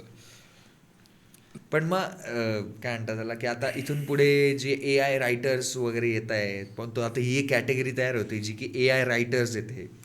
मग या आता नवीन येणाऱ्या राक्षसाकडे तुम्ही कसं पाहतात AI नावाचं? नाही, मी त्याला राक्षस वगैरे काही म्हणत नाही. मग किंवा तसं पाहते नाही. ही एक रेव्होल्युशन आहे, ही आपण मानून म्हणजे जाणली पाहिजे. आणि जेव्हा रेव्होल्युशन आलेली, तुम्ही अगदी बघा, भारतामध्ये मुस्लिम आले, ते ही एक रिव्होल्युशनच होती. इथला एक बंदिस्त वर्ग होता, बंदिस्त खेडे होते, आणि मुस्लिम आले तर इथला एक वर्ग म्हणायला लागला आता आम्ही धोक्यात आलेलो आहे. पण मग नंतर ते काही लोकांनी ते एक्सेप्ट केलं, त्यांची राजवट एक्सेप्ट केली, ते 700 वर्षे टिकले. त्यांच्याकडे रिच कल्चर होतं, अगदी पोशाखांपासून भाषा, चालीरीती सगळं त्यांनी समृद्ध केलं अगदी इथलं. नंतर मग ख्रिश्चन आले, तेव्हाही तसंच झालं की आपल्याला आता काहीतरी केलं पाहिजे. मग ते ख्रिश्चन जेव्हा आले ना, मिशनरी जेव्हा आले, तर इथं तर लोकांनी मग मंडळच तयार केले. कोणी ब्राह्मो समाज म्हणतं, कोणी आर्य समाज म्हणतं, कोणी प्रार्थना समाज म्हणतं, रामकृष्ण मिशन म्हणतं, की ख्रिश्चनांच्या लाटेला आपल्याला रोखायचं आहे. हे तर सगळंच आपलं बुडून टाकतील, आपले गीता बिता सगळं त्यातलं काढून बाहेर काढतील ते असं. मग ते घाबरले. परंतु त्यातला एक वर्ग होता, त्यांनी मैत्री पण केली त्या याच्याशी. मग मी AIची जे आत्ताचं जे युग म्हणतो ना, त्याला पण त्याच अर्थाने पाहतो. नंतर मग पुढे देश स्वतंत्र झाला, काहींना इंग्रजांची राजवट इथं प्रस्थापित झालं, जिला अस्सल इंग्रजांची राजवट म्हणतो आपण. मग तेव्हा काही लोक म्हणायचे आमचे उद्योगधंदे बुडाले, आमचे रोजगार बुडाले, आमचं सगळं काही गेलं. पण महात्मा फुलेंसारखे लोक होते, आंबेडकरांसारखे लोक होते, ते म्हटले की इंग्रजांच्या याच्यामुळे भारताचा कधी नव्हे तो एवढा उद्धार होणार आहे, इतका विकास होणार आहे, इतक्या गोष्टी म्हणजे राज्यघटना जी आणखी पुढे काही हजारो वर्ष आपल्याला मिळू शकली नसती, ती इंग्रजांच्या त्या एकूण राजवटीचा परिपाक आहे, त्या वसाहत कालखंडाचा तो परिपाक आहे की आपल्याला अभिव्यक्ती स्वातंत्र्य कळायला लागले आणि एकूणच स्वातंत्र्याचे जेवढे प्रकार आहेत तेवढे कळायला लागले. या जे टप्पे सांगितले ना मी ग्लोबलायझेशनचाही तसाच टप्पा आहे की ग्लोबलायझेशनमध्ये तरुणांना खूप सुसंधी होती, व्यावसायिकांना सुसंधी होती आणि व्यावसायिकांनासुद्धा आपला व्यवसाय लोककल्याणकारी करण्यासाठी पण ती संधी होती. तशा दृष्टीने पाहिलं पाहिजे होतं. तसं तुम्ही AI हे नुसतंच आता काहीतरी भयानक आहे, ते तुमचे रोजगार हे करून देईल, तुमची गोपनीयता भंग होईल, पण तुम्हाला एक गोष्ट आहे ती तुम्हाला सेम प्लेईंग फील्ड पण देते, जे तुम्हाला कदाचित मिळणार नव्हतं, ते ठराविक लोकांकडे ते होतं. इलॉन मस्कचं यावर असं एक म्हणणं आलं रिसेंटली, एका पॉडकास्टमध्येच तो बोलला होता की पुढच्या 3 वर्षांमध्ये तुम्हाला काम करायचीच गरज पडणार नाही, होऊ शकतं काम ना. करणं ही तुमची चॉईस असू शकते पुढे जाऊन. नाही, पण भारतामध्ये कसं आहे, इथं इतक्या पद्धतीचं लोकजीवन आहे. भारतामधला लिटरसीचा जो एकूण दर आहे तो पाहता त्याची हाताळण्याची, ती वापरण्याची क्षमता कोणत्या वर्गाकडे आहे, हा सगळ्यात महत्त्वाचा प्रश्न आहे. त्यामुळे AIने ॲक्सेसिबिलिटी काय लोकांपर्यंत, बरोबर. तर दरी जास्त वाढेल, हे सगळ्यात गंभीर आहे. पण तुम्ही ज्याला मूवमेंट चळवळ म्हणता, विचारांचा प्रचार प्रसार म्हणता, सामाजिक मूल्यांचा प्रचार प्रसार म्हणता, तुम्हाला ते प्रचार प्रसार करण्यासाठी AI खूप मदत करू शकतं. तुमच्याकडे कंटेंट आहे, तुमच्याकडे आशय आहे, तुमच्याकडे जीवनानुभव आहे आणि सगळ्यात महत्त्वाचं म्हणजे तुमच्याकडे स्किल आहे. तर तुम्हाला टेक्नॉलॉजी अडवत नाही. याच्यापूर्वी काय होत होतं, तुम्ही कुठल्याही माध्यमात गेले, तुम्ही नाटकात गेले तर तिथं पण जातीभेद आहे. तुम्ही सिनेमात गेले, तुम्ही उद्योगधंद्यांमध्ये, तो कॉर्पोरेट सेक्टरमध्ये भयानक जाती येत आहे. पण AIमध्ये तुम्हाला हा जो मानवी हस्तक्षेप प्रत्येक ठिकाणी होतो आणि जात जाणीवा हा भारतीय माणसाचा बेसिक गुण आहे, त्या जात नाहीत. लिबरल लोकंसुद्धा प्रचंड जातीयवादी असतात. त्यांच्या पण न सांगता किंवा न ठरवता त्यांच्या उफाळून येत असतो. तर हा मानवी हस्तक्षेप टेक्नॉलॉजीला काही माहिती नसतो. बरोबर. तर तुम्ही जर चांगलं उत्कृष्ट काम करणारे असाल, उत्कृष्ट कंटेंट मेकर असाल, तर तुमचं काम जगभरात कुठं पोहोचू शकतं. त्यामुळे ह्या सकारात्मकतेने AIकडे पाहिलं पाहिजे. साहित्याच्या दृष्टीने सुद्धा तसंच पाहिलं पाहिजे असं माझं मत आहे. म्हणजे आता या पॉडकास्ट ही भानगड नसती तर मला काही आता या माध्यमातून 100 असतील किंवा 10,000 असतील किंवा 1,00,000 लोक असतील, त्यांच्यापर्यंत जाण्याची संधीच नव्हती ना. त्यामुळे या संधीसुद्धा आहेत तुम्हाला नवीन युगात. हां. आणि राहिला प्रश्न नवीन जे लेखक येत आहेत तर त्यांनी याचा वापर जरूर करावा. पण ते त्याच्यावरच डिपेंड राहून तुम्ही फक्त सांगायचं की आता मला भारतीय स्वातंत्र्य लढ्यावर एक कादंबरी लिहून द्या आणि फक्त मग त्यांनी विचारायचं तुम्हाला किती शब्दांची लिहून देऊ, सांगा 1,00,000 शब्द. एवढी तुमची जबाबदारी नाही. तुम्ही त्याला किती मटेरियल फीड करता, तो मटेरियल फीड करणारा जो कोणी आहे तो उरणारच आहे शेवटी.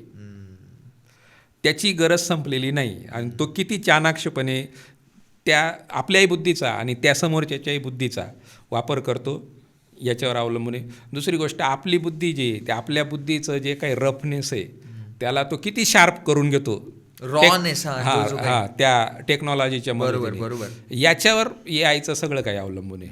बरोबर. प्रॉम्प्ट टाकणारा लागेलच, हो, त्याशिवाय ते नाही राहणार. आणि हे गाण्यांच्या बाबतीत पण होणार आहे, सिनेमाच्या बाबतीत होणार आहे, आर्टचे जेवढे फॉर्म आहेत, कथा, कादंबरी, नाटक, सगळ्यांच्या बाबतीत होणार आहे.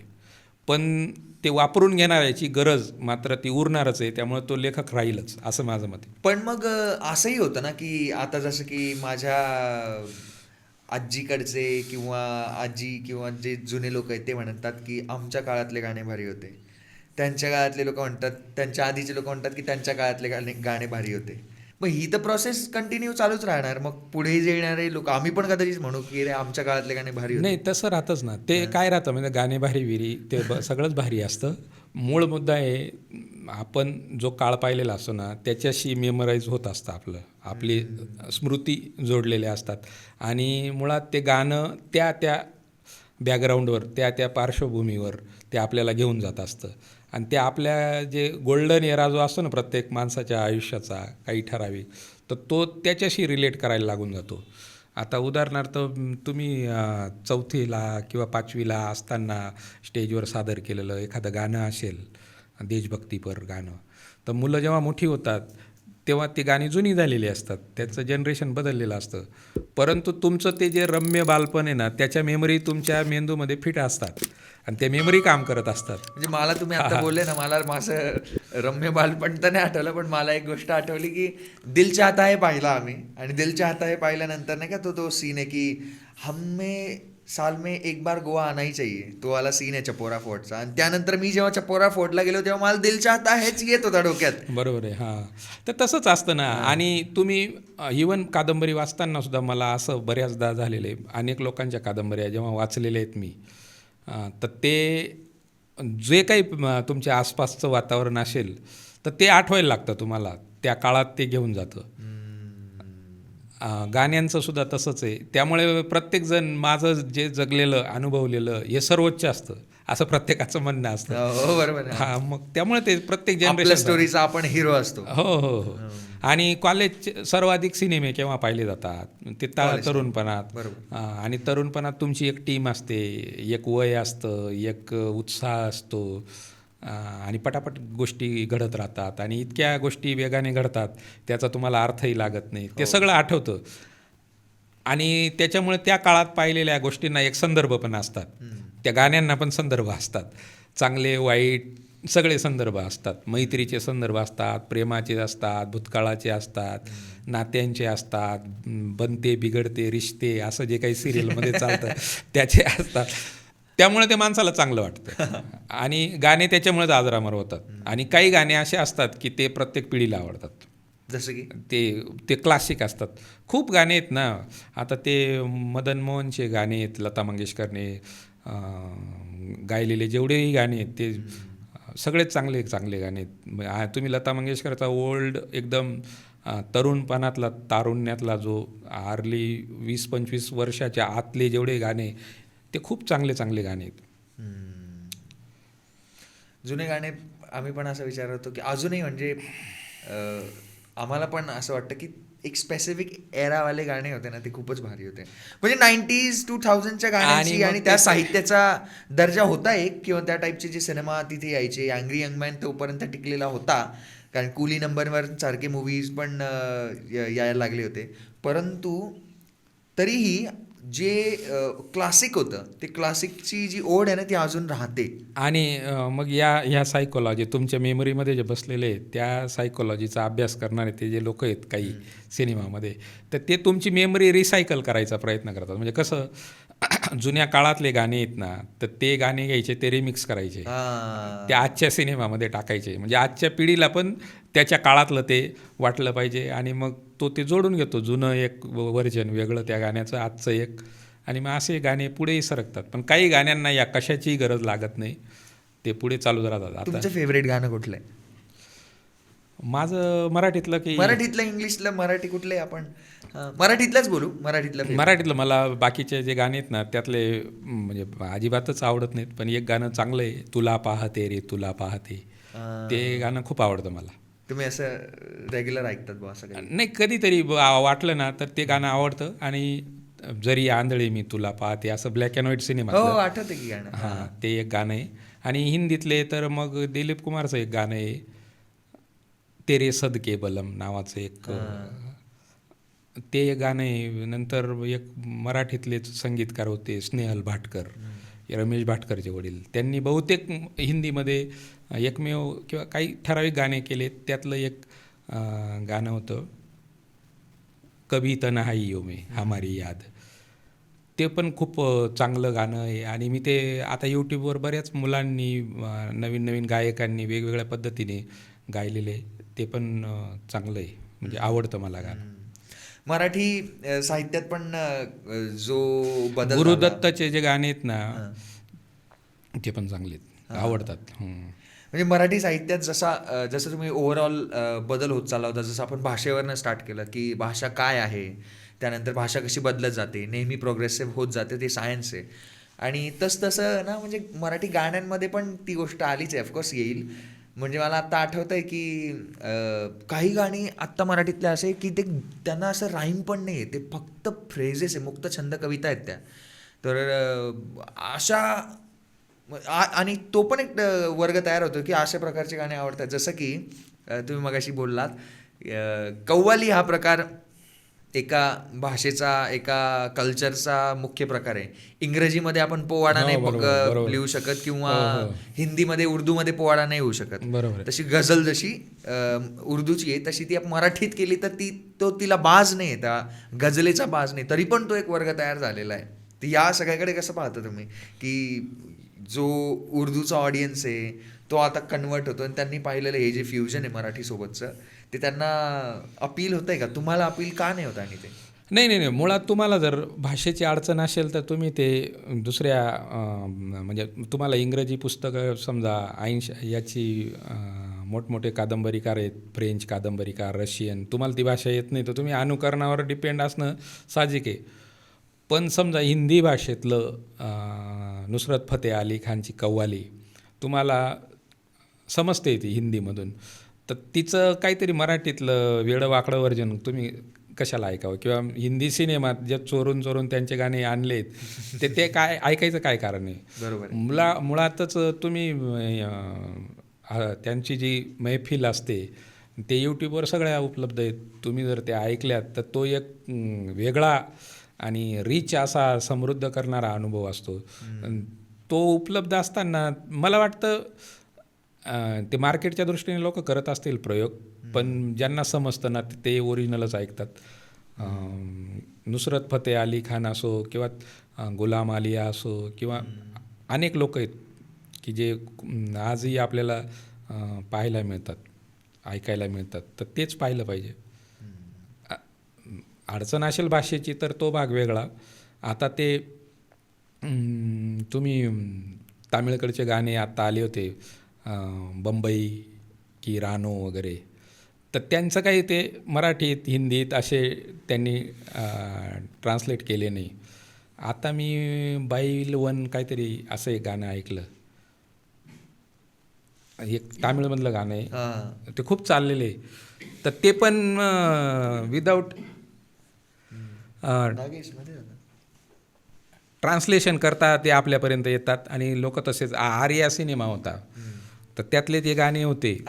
हां ते सगळ्या जेवढे गॅदरिंग होतात कॉलेजचे असो शाळांचे असो सगळ्या ठिकाणी ते वाचतं आणि कधी कोणालाही त्यातल्या मिनिंगची गरज पडलेली नाही. ते जसंच्या तसं हे केलेले, त्याचा मोटोच वेगळा आहे. हा त्याचा रिदम तो तुम्हाला आवडतो ना. संगीतासाठी तुम्ही कनेक्टिव्हिटी ती महत्त्वाची आहे, भाषेचा आणि याचा त्याचा काही हे नाही. आणि जे प्रयोग करायला गेले उलट तर ते फसलेले आहेत.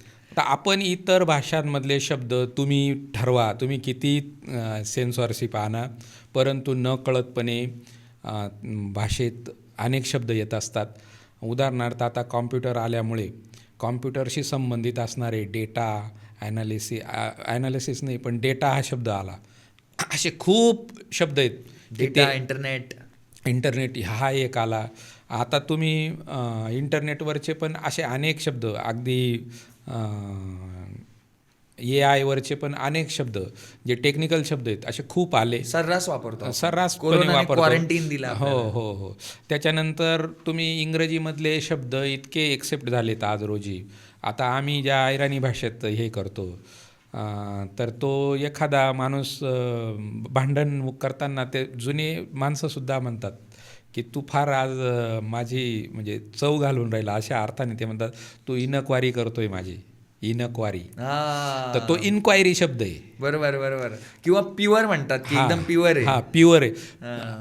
तूप कसं भेटतं, प्युअर कसं भेटतं. हां तर शुद्ध कोणी म्हणत नाही. शुद्ध कोण म्हणतं? टेबल, त्याच्यानंतर टेबलाला पण तसंच आहे. सायकल, ग्लास असे कैक शब्द आहेत की लोकांना माहिती नाहीत की हे इंग्रजी शब्द आहेत. बरोबर. इस्त्री आपण नाही म्हणत वेगळं.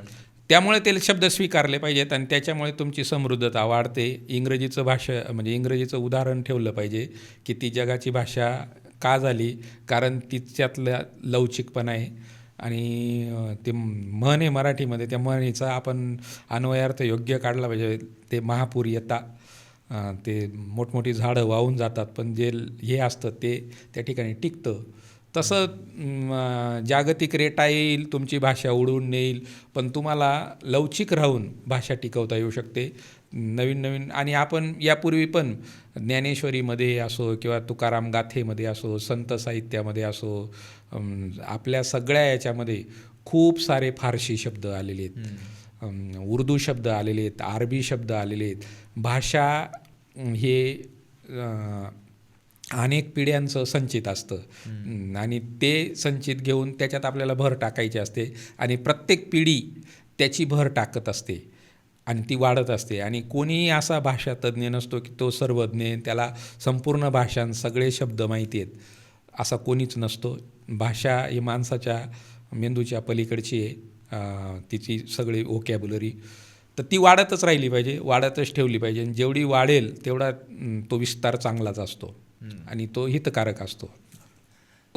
काही गेस्ट, ऑन ग्राउंड गेस्ट चे काही प्रश्न आहेत. आम्ही ऑन ग्राउंड गेलो होतो आणि त्यांना तुम्हाला काही प्रश्न विचारायचे आहेत, तर ते आपण प्रश्न पाहूया.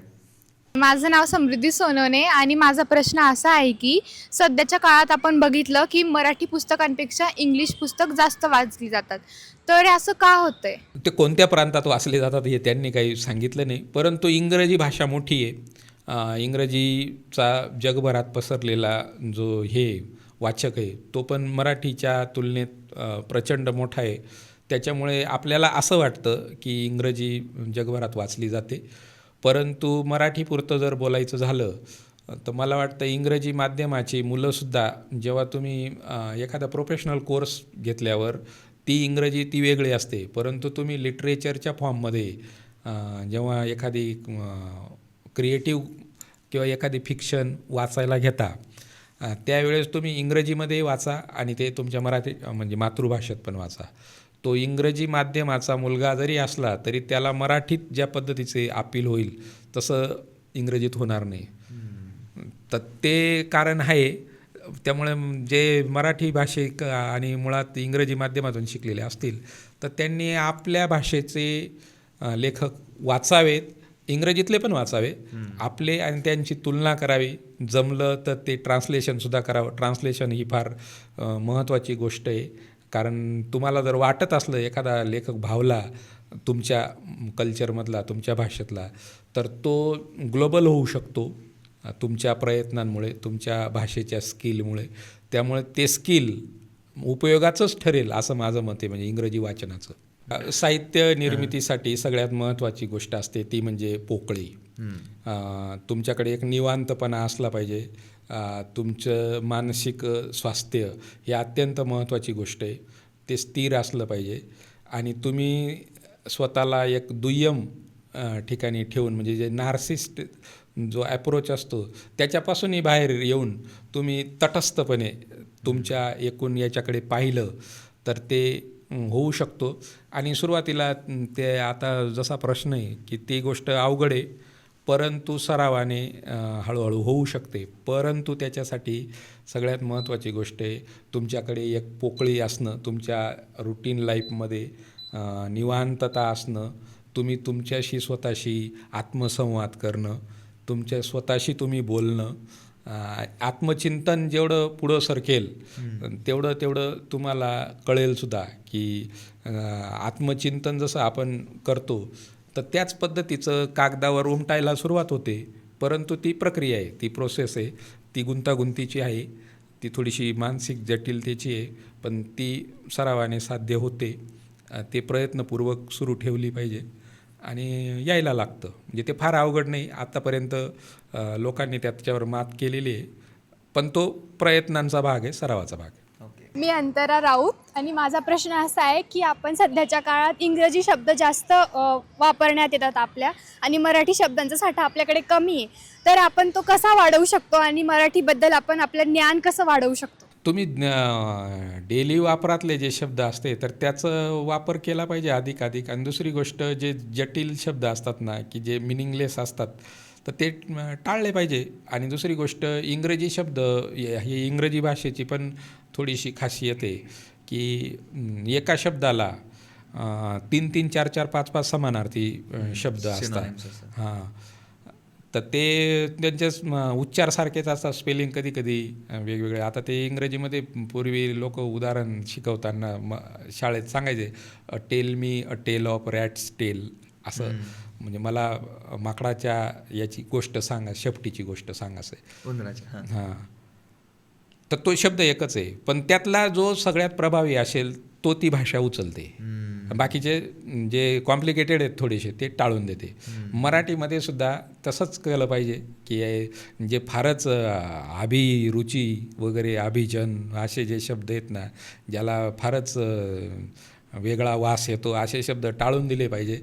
आणि जे सहज, सुलभ, सोपे, आपला भाव दुसऱ्याला समजतील, व्यक्त करतील आणि आपलं म्हणणं पोचवतील असे शब्द घेतले पाहिजे. त्यामुळे तीच वोकॅब्युलरी असते. इंग्रजी भाषेमध्ये आज इंग्रजीचे जे समालोचक असतात क्रिकेट वगैरे याच्यासाठी, तर त्यांच्याकडे मला कोणीतरी सांगितलं होतं की 300-400 फार तर 450 शब्दांची त्यांची वोकॅब्युलरी असते. तेवढ्यातच ते फिरवतात आणि आपल्याला वाटतं इंग्रजी फ्लुएंटली ते बोलत आहेत. आणि दुसरी गोष्ट, आपल्याकडे जे संपादक होते, काही लोक जे त्यांचे आग्रलेख खूप गाजायचे, तर त्यांचं खूप मराठीवर कमांड होती असे नाही. आता काही लोक जे होते, अरुण टिकेकर, त्याच्यानंतर एक तळवळकर नावाचे होते, तर लोकांनी अभ्यास केलेला आहे त्यांच्या आग्रलेखांचा, तर त्यांच्या भाषेमध्ये सुद्धा 400-450 शब्द होते. आणि ते तेवढ्याच याच्यात पण प्रभावी लिहायचे.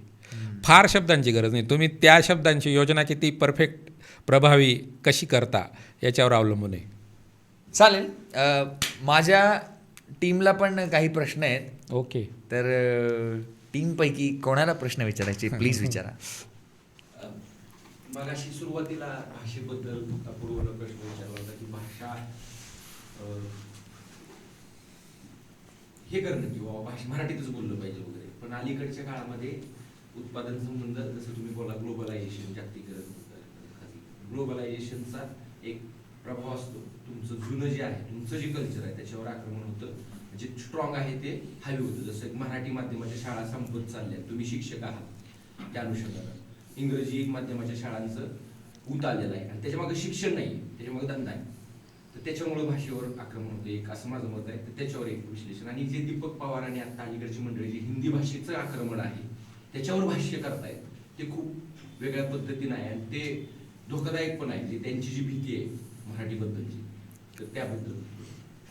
मराठी माध्यमांच्या शाळांचा प्रश्न, तर मध्यम वर्ग जशा पद्धतीने तो वाढत चालला, तर त्याच्या अपेक्षा त्या पद्धतीने वाढतात. आणि काही उदाहरणं पण याच्यापूर्वी अशी घडलेली आहेत की इंग्रजी माध्यमात मुलगा होता म्हणून आणि म्हणूनच तो कुठल्या तरी एखाद्या मल्टीनॅशनल कंपनीत मोठ्या पॅकेजवर गेला.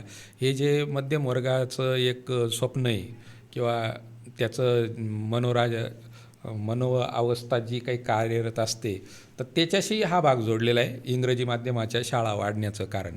आणि त्या लोकांना काही ठरवून तुम्हाला तुमची भाषा मारून टाकायची असं ठरवून काही कोणी ते केलेलं नाही, परंतु इंग्रजीचं वाढलेलं महत्त्व आणि जेवढ्या ज्ञानशाखा आहेत, ज्ञानशाखा म्हणतो, विज्ञानाच्या असतील किंवा IT, मेडिकल वगैरे ह्या ठिकाणी, तर मुलांना उद्या जाऊन तीच जर भाषा शिकायची आहे तर तुम्ही तीच शिकावी लहानपणापासून, जेणेकरून त्याला प्रावीण्य येईल, त्याला अडचणी येणार नाहीत आणि तो पुढे सरकत जाईल. हे कारण आहे. आणि हे कारण जे भांडवलदारी लोक आहेत यांनी ते ओळखलं आणि शाळा मोठ्या प्रमाणावर स्थापन केल्या आणि मध्यम वर्ग त्याच्याकडे आकर्षित झाला. त्याच्यामुळे मराठी शाळांचा प्रश्न बिकट झालेला आहे. ते मोठं संकटच आहे, ते आपल्याला मान्य करावं लागेलच, केलं पाहिजे. पण शासकीय स्तरावर याच्यावर उपाययोजना केल्या पाहिजेत. तुम्ही 2000 साली किंवा 2000 सालाच्या आसपास एक शिक्षण मंत्री होते मोरे नावाचे, ते वारले विलासराव देशमुखांच्या काळात. तर त्यांनी पूर्वीच्या ज्या शाळा मान्यतेसाठीच्या जेवढ्या अटी होत्या तेवढ्या अटी सगळ्या काढून टाकल्या आणि यांना मोकळं रान दिलं आणि यांना असं सांगितलं की तुम्ही फक्त आमच्याकडे अनुदान मागायला येऊ नका, विना अनुदानित एवढा शब्द टाका आणि शाळा सुरू करा. आम्ही तुम्हाला अनुदान देणार नाही, तुम्ही आमच्याकडे मागायचं नाही आणि तुम्ही कितीही शाळा काढा, आम्हाला त्याच्याशी काही फारसं सोयीसुतक असणार नाही.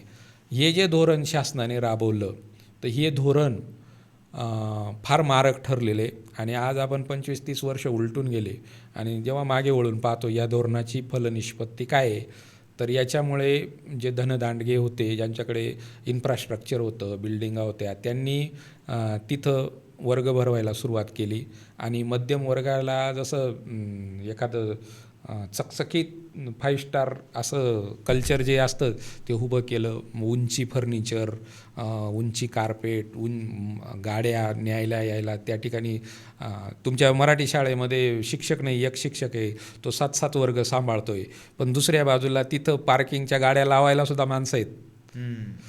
तर हे काय करायचं होतं, यांना त्यांच्या डोळ्यात आणून द्यायचं होतं. हा एक भाग झाला. याच्यामुळे मराठी शाळा ह्या त्यात स्पर्धेच्या तुलनेत मागे पडल्या, हा एक परिणाम झाला. आणि दुसऱ्या बाजूला धोरणं असे राबवले राज्यकर्त्यांनी की सातत्याने हा आयोग, तो आयोग, ही संस्था, ती संस्था, प्रथमसारख्या ज्या संस्था आहेत त्या सातत्याने ऑडिट करतात मराठी शाळांचं, की गुणवत्तेमध्ये हे मुलं इतके वाचनात इतके मागे पडले, याच्यात इतके अप्रगत आहे, गुणाकार, भागाकार, बेजा, असे ते अहवाल सातत्याने ठेवायचे. आणि मध्यम वर्गाचं एक नॅरेशन माइंडसेट तयार करायचा की सरकारी शाळांमध्ये गुणवत्ता नाही. आणि मग पालक ते विचार करतात ना की जर इथं गुणवत्ताच नाही तर हा मुलगा पुढे स्पर्धेच्या युगात टिकणार कसा आहे. आणि स्पर्धेचं युगसुद्धा असं केलं की प्रत्येक ठिकाणी तुम्हाला एंट्रान्स द्यायचे आहेत, मग तिथं ते मुलं मागे पडतील, मग ती रिस्क कोण घेणार. म्हणून त्यांनी मराठी शाळेऐवजी इंग्रजी माध्यमांच्या शाळाकडे कल वाढलेला आहे. तर याच्यावर जन आंदोलनचा रेटा वाढवून हे जे शासकीय पातळीवरचे जे धोरणं आहेत ही कशी बदलतील, हा सगळ्यात प्रभावी उपाय ठरू शकतो मराठी शाळा वाचवण्याचा. पण असं मग मला मराठी भाषेवर काय वाटतं तुम्हाला, जे दीपक पवार यांसारखे लोक काम करतायत? नाही, आता ते हिंदीच्या संदर्भातला तो प्रश्न आहे की त्रिभाषा सूत्र जे आलं होतं, तर ते मुळात माझा तरी स्वतःचा त्रिभाषा सूत्राला काही विरोध नाही आहे आणि माझ्या माहितीनुसार त्या लोकांचा पण काही तसा विरोध नाही आहे. त्या सूत्राच्या अनुषंगाने जे राजकारण उभं राहते, जो हिंदीच्या मागून तुम्ही एक धार्मिक द्वेष वाढवण्याचा प्रयत्न करताय आणि एक भाषा तुमचं जसं एक चालकानुवरती संपूर्ण देश बांधून घेण्याचा प्रयत्न करतात, त्याच्या मिशनचा एक भाग म्हणून तुम्ही हिंदीला हे करतायत, त्याला विरोध आहे की असं करू शकत नाही. याच्या मागे काही त्यांचा भाषेचं फार प्रेम आहे हिंदीचा, अशातला भाग नाही. परंतु इथले तुम्ही त्यांचे त्यांचे जे प्रचारक आहेत संघाचे, ते सगळे हिंदीतच बोलतात. तर त्यांचं सूत्र ठरलेलं आहे की एक भाषा असावी. मुळातच ती महाराष्ट्रात स्थापन झालेला तो संघ आहे, तो पूर्ण भारतभर पसरला. त्यांनी मराठी, पण ते मराठी बोलत नाहीत, ते हिंदीत बोलतात कुठंही गेल्यानंतर. तर आणि त्यांना जो रिस्पॉन्स आहे तो हिंदी भाषेत सर्वाधिक जास्त आहे. आणि हिंदी भाषेमध्ये जे लिटरेचर आहे, लोकांना ध्रुवीकरण करण्यासाठी वापरता येण्यासाठीचं जे लिटरेचर आहे ते मोठ्या प्रमाणावर उपलब्ध आहे. आणि ते लिटरेचर तुम्ही जर त्या भाषेशी अवगत झाले, तुम्ही तुमचा फॅमिलियर झाले, तर तुम्हाला ते लिटरेचर तुमच्या गळी उतरवता येतं. आणि मराठी भाषा आणि मराठी भाषेला जोडून येणारं पुरोगामी कल्चर, मराठी भाषेच्या मागे उभे असलेलं फुले शाहू आंबेडकरांचा विचार आणि मराठी भाषेला जोडून येणारा संतांची परंपरा, इथलं भक्ती चळवळीचं आंदोलन, हे सगळं जोडलेलं आहे मराठी भाषेशी. त्यामुळे ह्या प्रांतावर त्यांना त्या पद्धतीची पकड, कमांड घेता येत नाही जेवढी हिंदी भाषिक बेल्टमध्ये त्यांना घेता येते.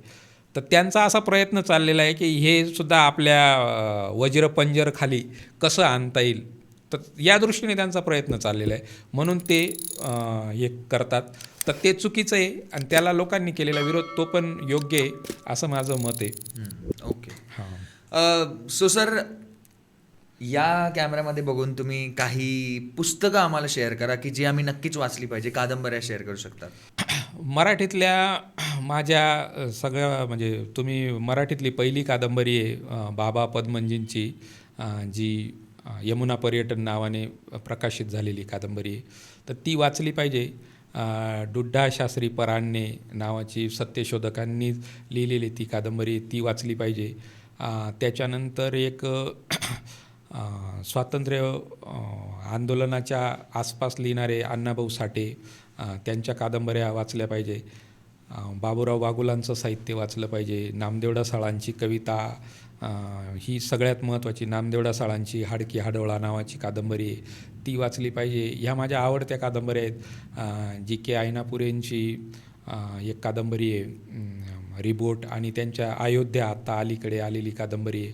ह्या कादंबऱ्या वाचल्या पाहिजे. मराठीतली सगळ्यात चांगली क्लासिक कादंबरी आहे धग नावाची उद्धव शेळकेंची. ही कादंबरी वाचली पाहिजे. माहीमची खाडी नावाची मधु मंगेश कर्णिकांची कादंबरी. तुम्हाला प्रश्न पडेल की मधु मंगेश कर्णिक अशीसुद्धा कादंबरी लिहू शकतो. आणि ते मधु मंगेश कर्णिक हे उदाहरण पण आहे की चांगला लेखक जेव्हा व्यवस्थेला बळी पडतो आणि ह्या अमुक समितीवर आपली वर्णी लागावी, तमुकवर वर्णी लागावी म्हणून कसा वाया जातो याचं पण मधु मंगेश कर्णिक हे उदाहरण आहे. मला तर प्रश्न पडतो की या माणसाने माहीमची खाडी कशी लिहिली असेल कादंबरी. भाऊ पाद्यांचे काही कथासंग्रह पण आहेत, कादंबऱ्या पण आहेत, तर ते वाचले पाहिजेत. आणि बंधू माधव यांची कादंबऱ्या आहेत, बास हाटे यांच्या कादंबऱ्या आहेत. तर हे फार महत्त्वाचं प्रोग्रेसिव्ह लिटरेचर आपल्याकडे आहे, तर ते वाचलं गेलं पाहिजे. Okay, thank you so much sir. So तुम्हाला हा पॉडकास्ट कसा वाटला हे तुम्ही कमेंटमध्ये नक्की सांगा. आणि तुम्ही आम्हाला इंस्टाग्रामवर मेसेजही करू शकता, ज्याचं नाव आहे आमच्या इंस्टाग्राम हँडलचं सुपर देसी टॉक्स. सोबत लाईक करा, शेअर करा, सबस्क्राईब करा, जास्तीत जास्त लोकांपर्यंत हा पॉडकास्ट पोहोचवा, कारण आम्हाला तुमची खूप गरज आहे. येस, आम्हाला तुमची खूप गरज आहे, कारण की तुम्ही जितक्या जास्तीत जास्त लोकांपर्यंत हा पॉडकास्ट हे चॅनल पोहोचवाल तितकेच चांगले चांगले विषय आम्ही हाताळू आणि पुढे जाऊ. Thank you so much.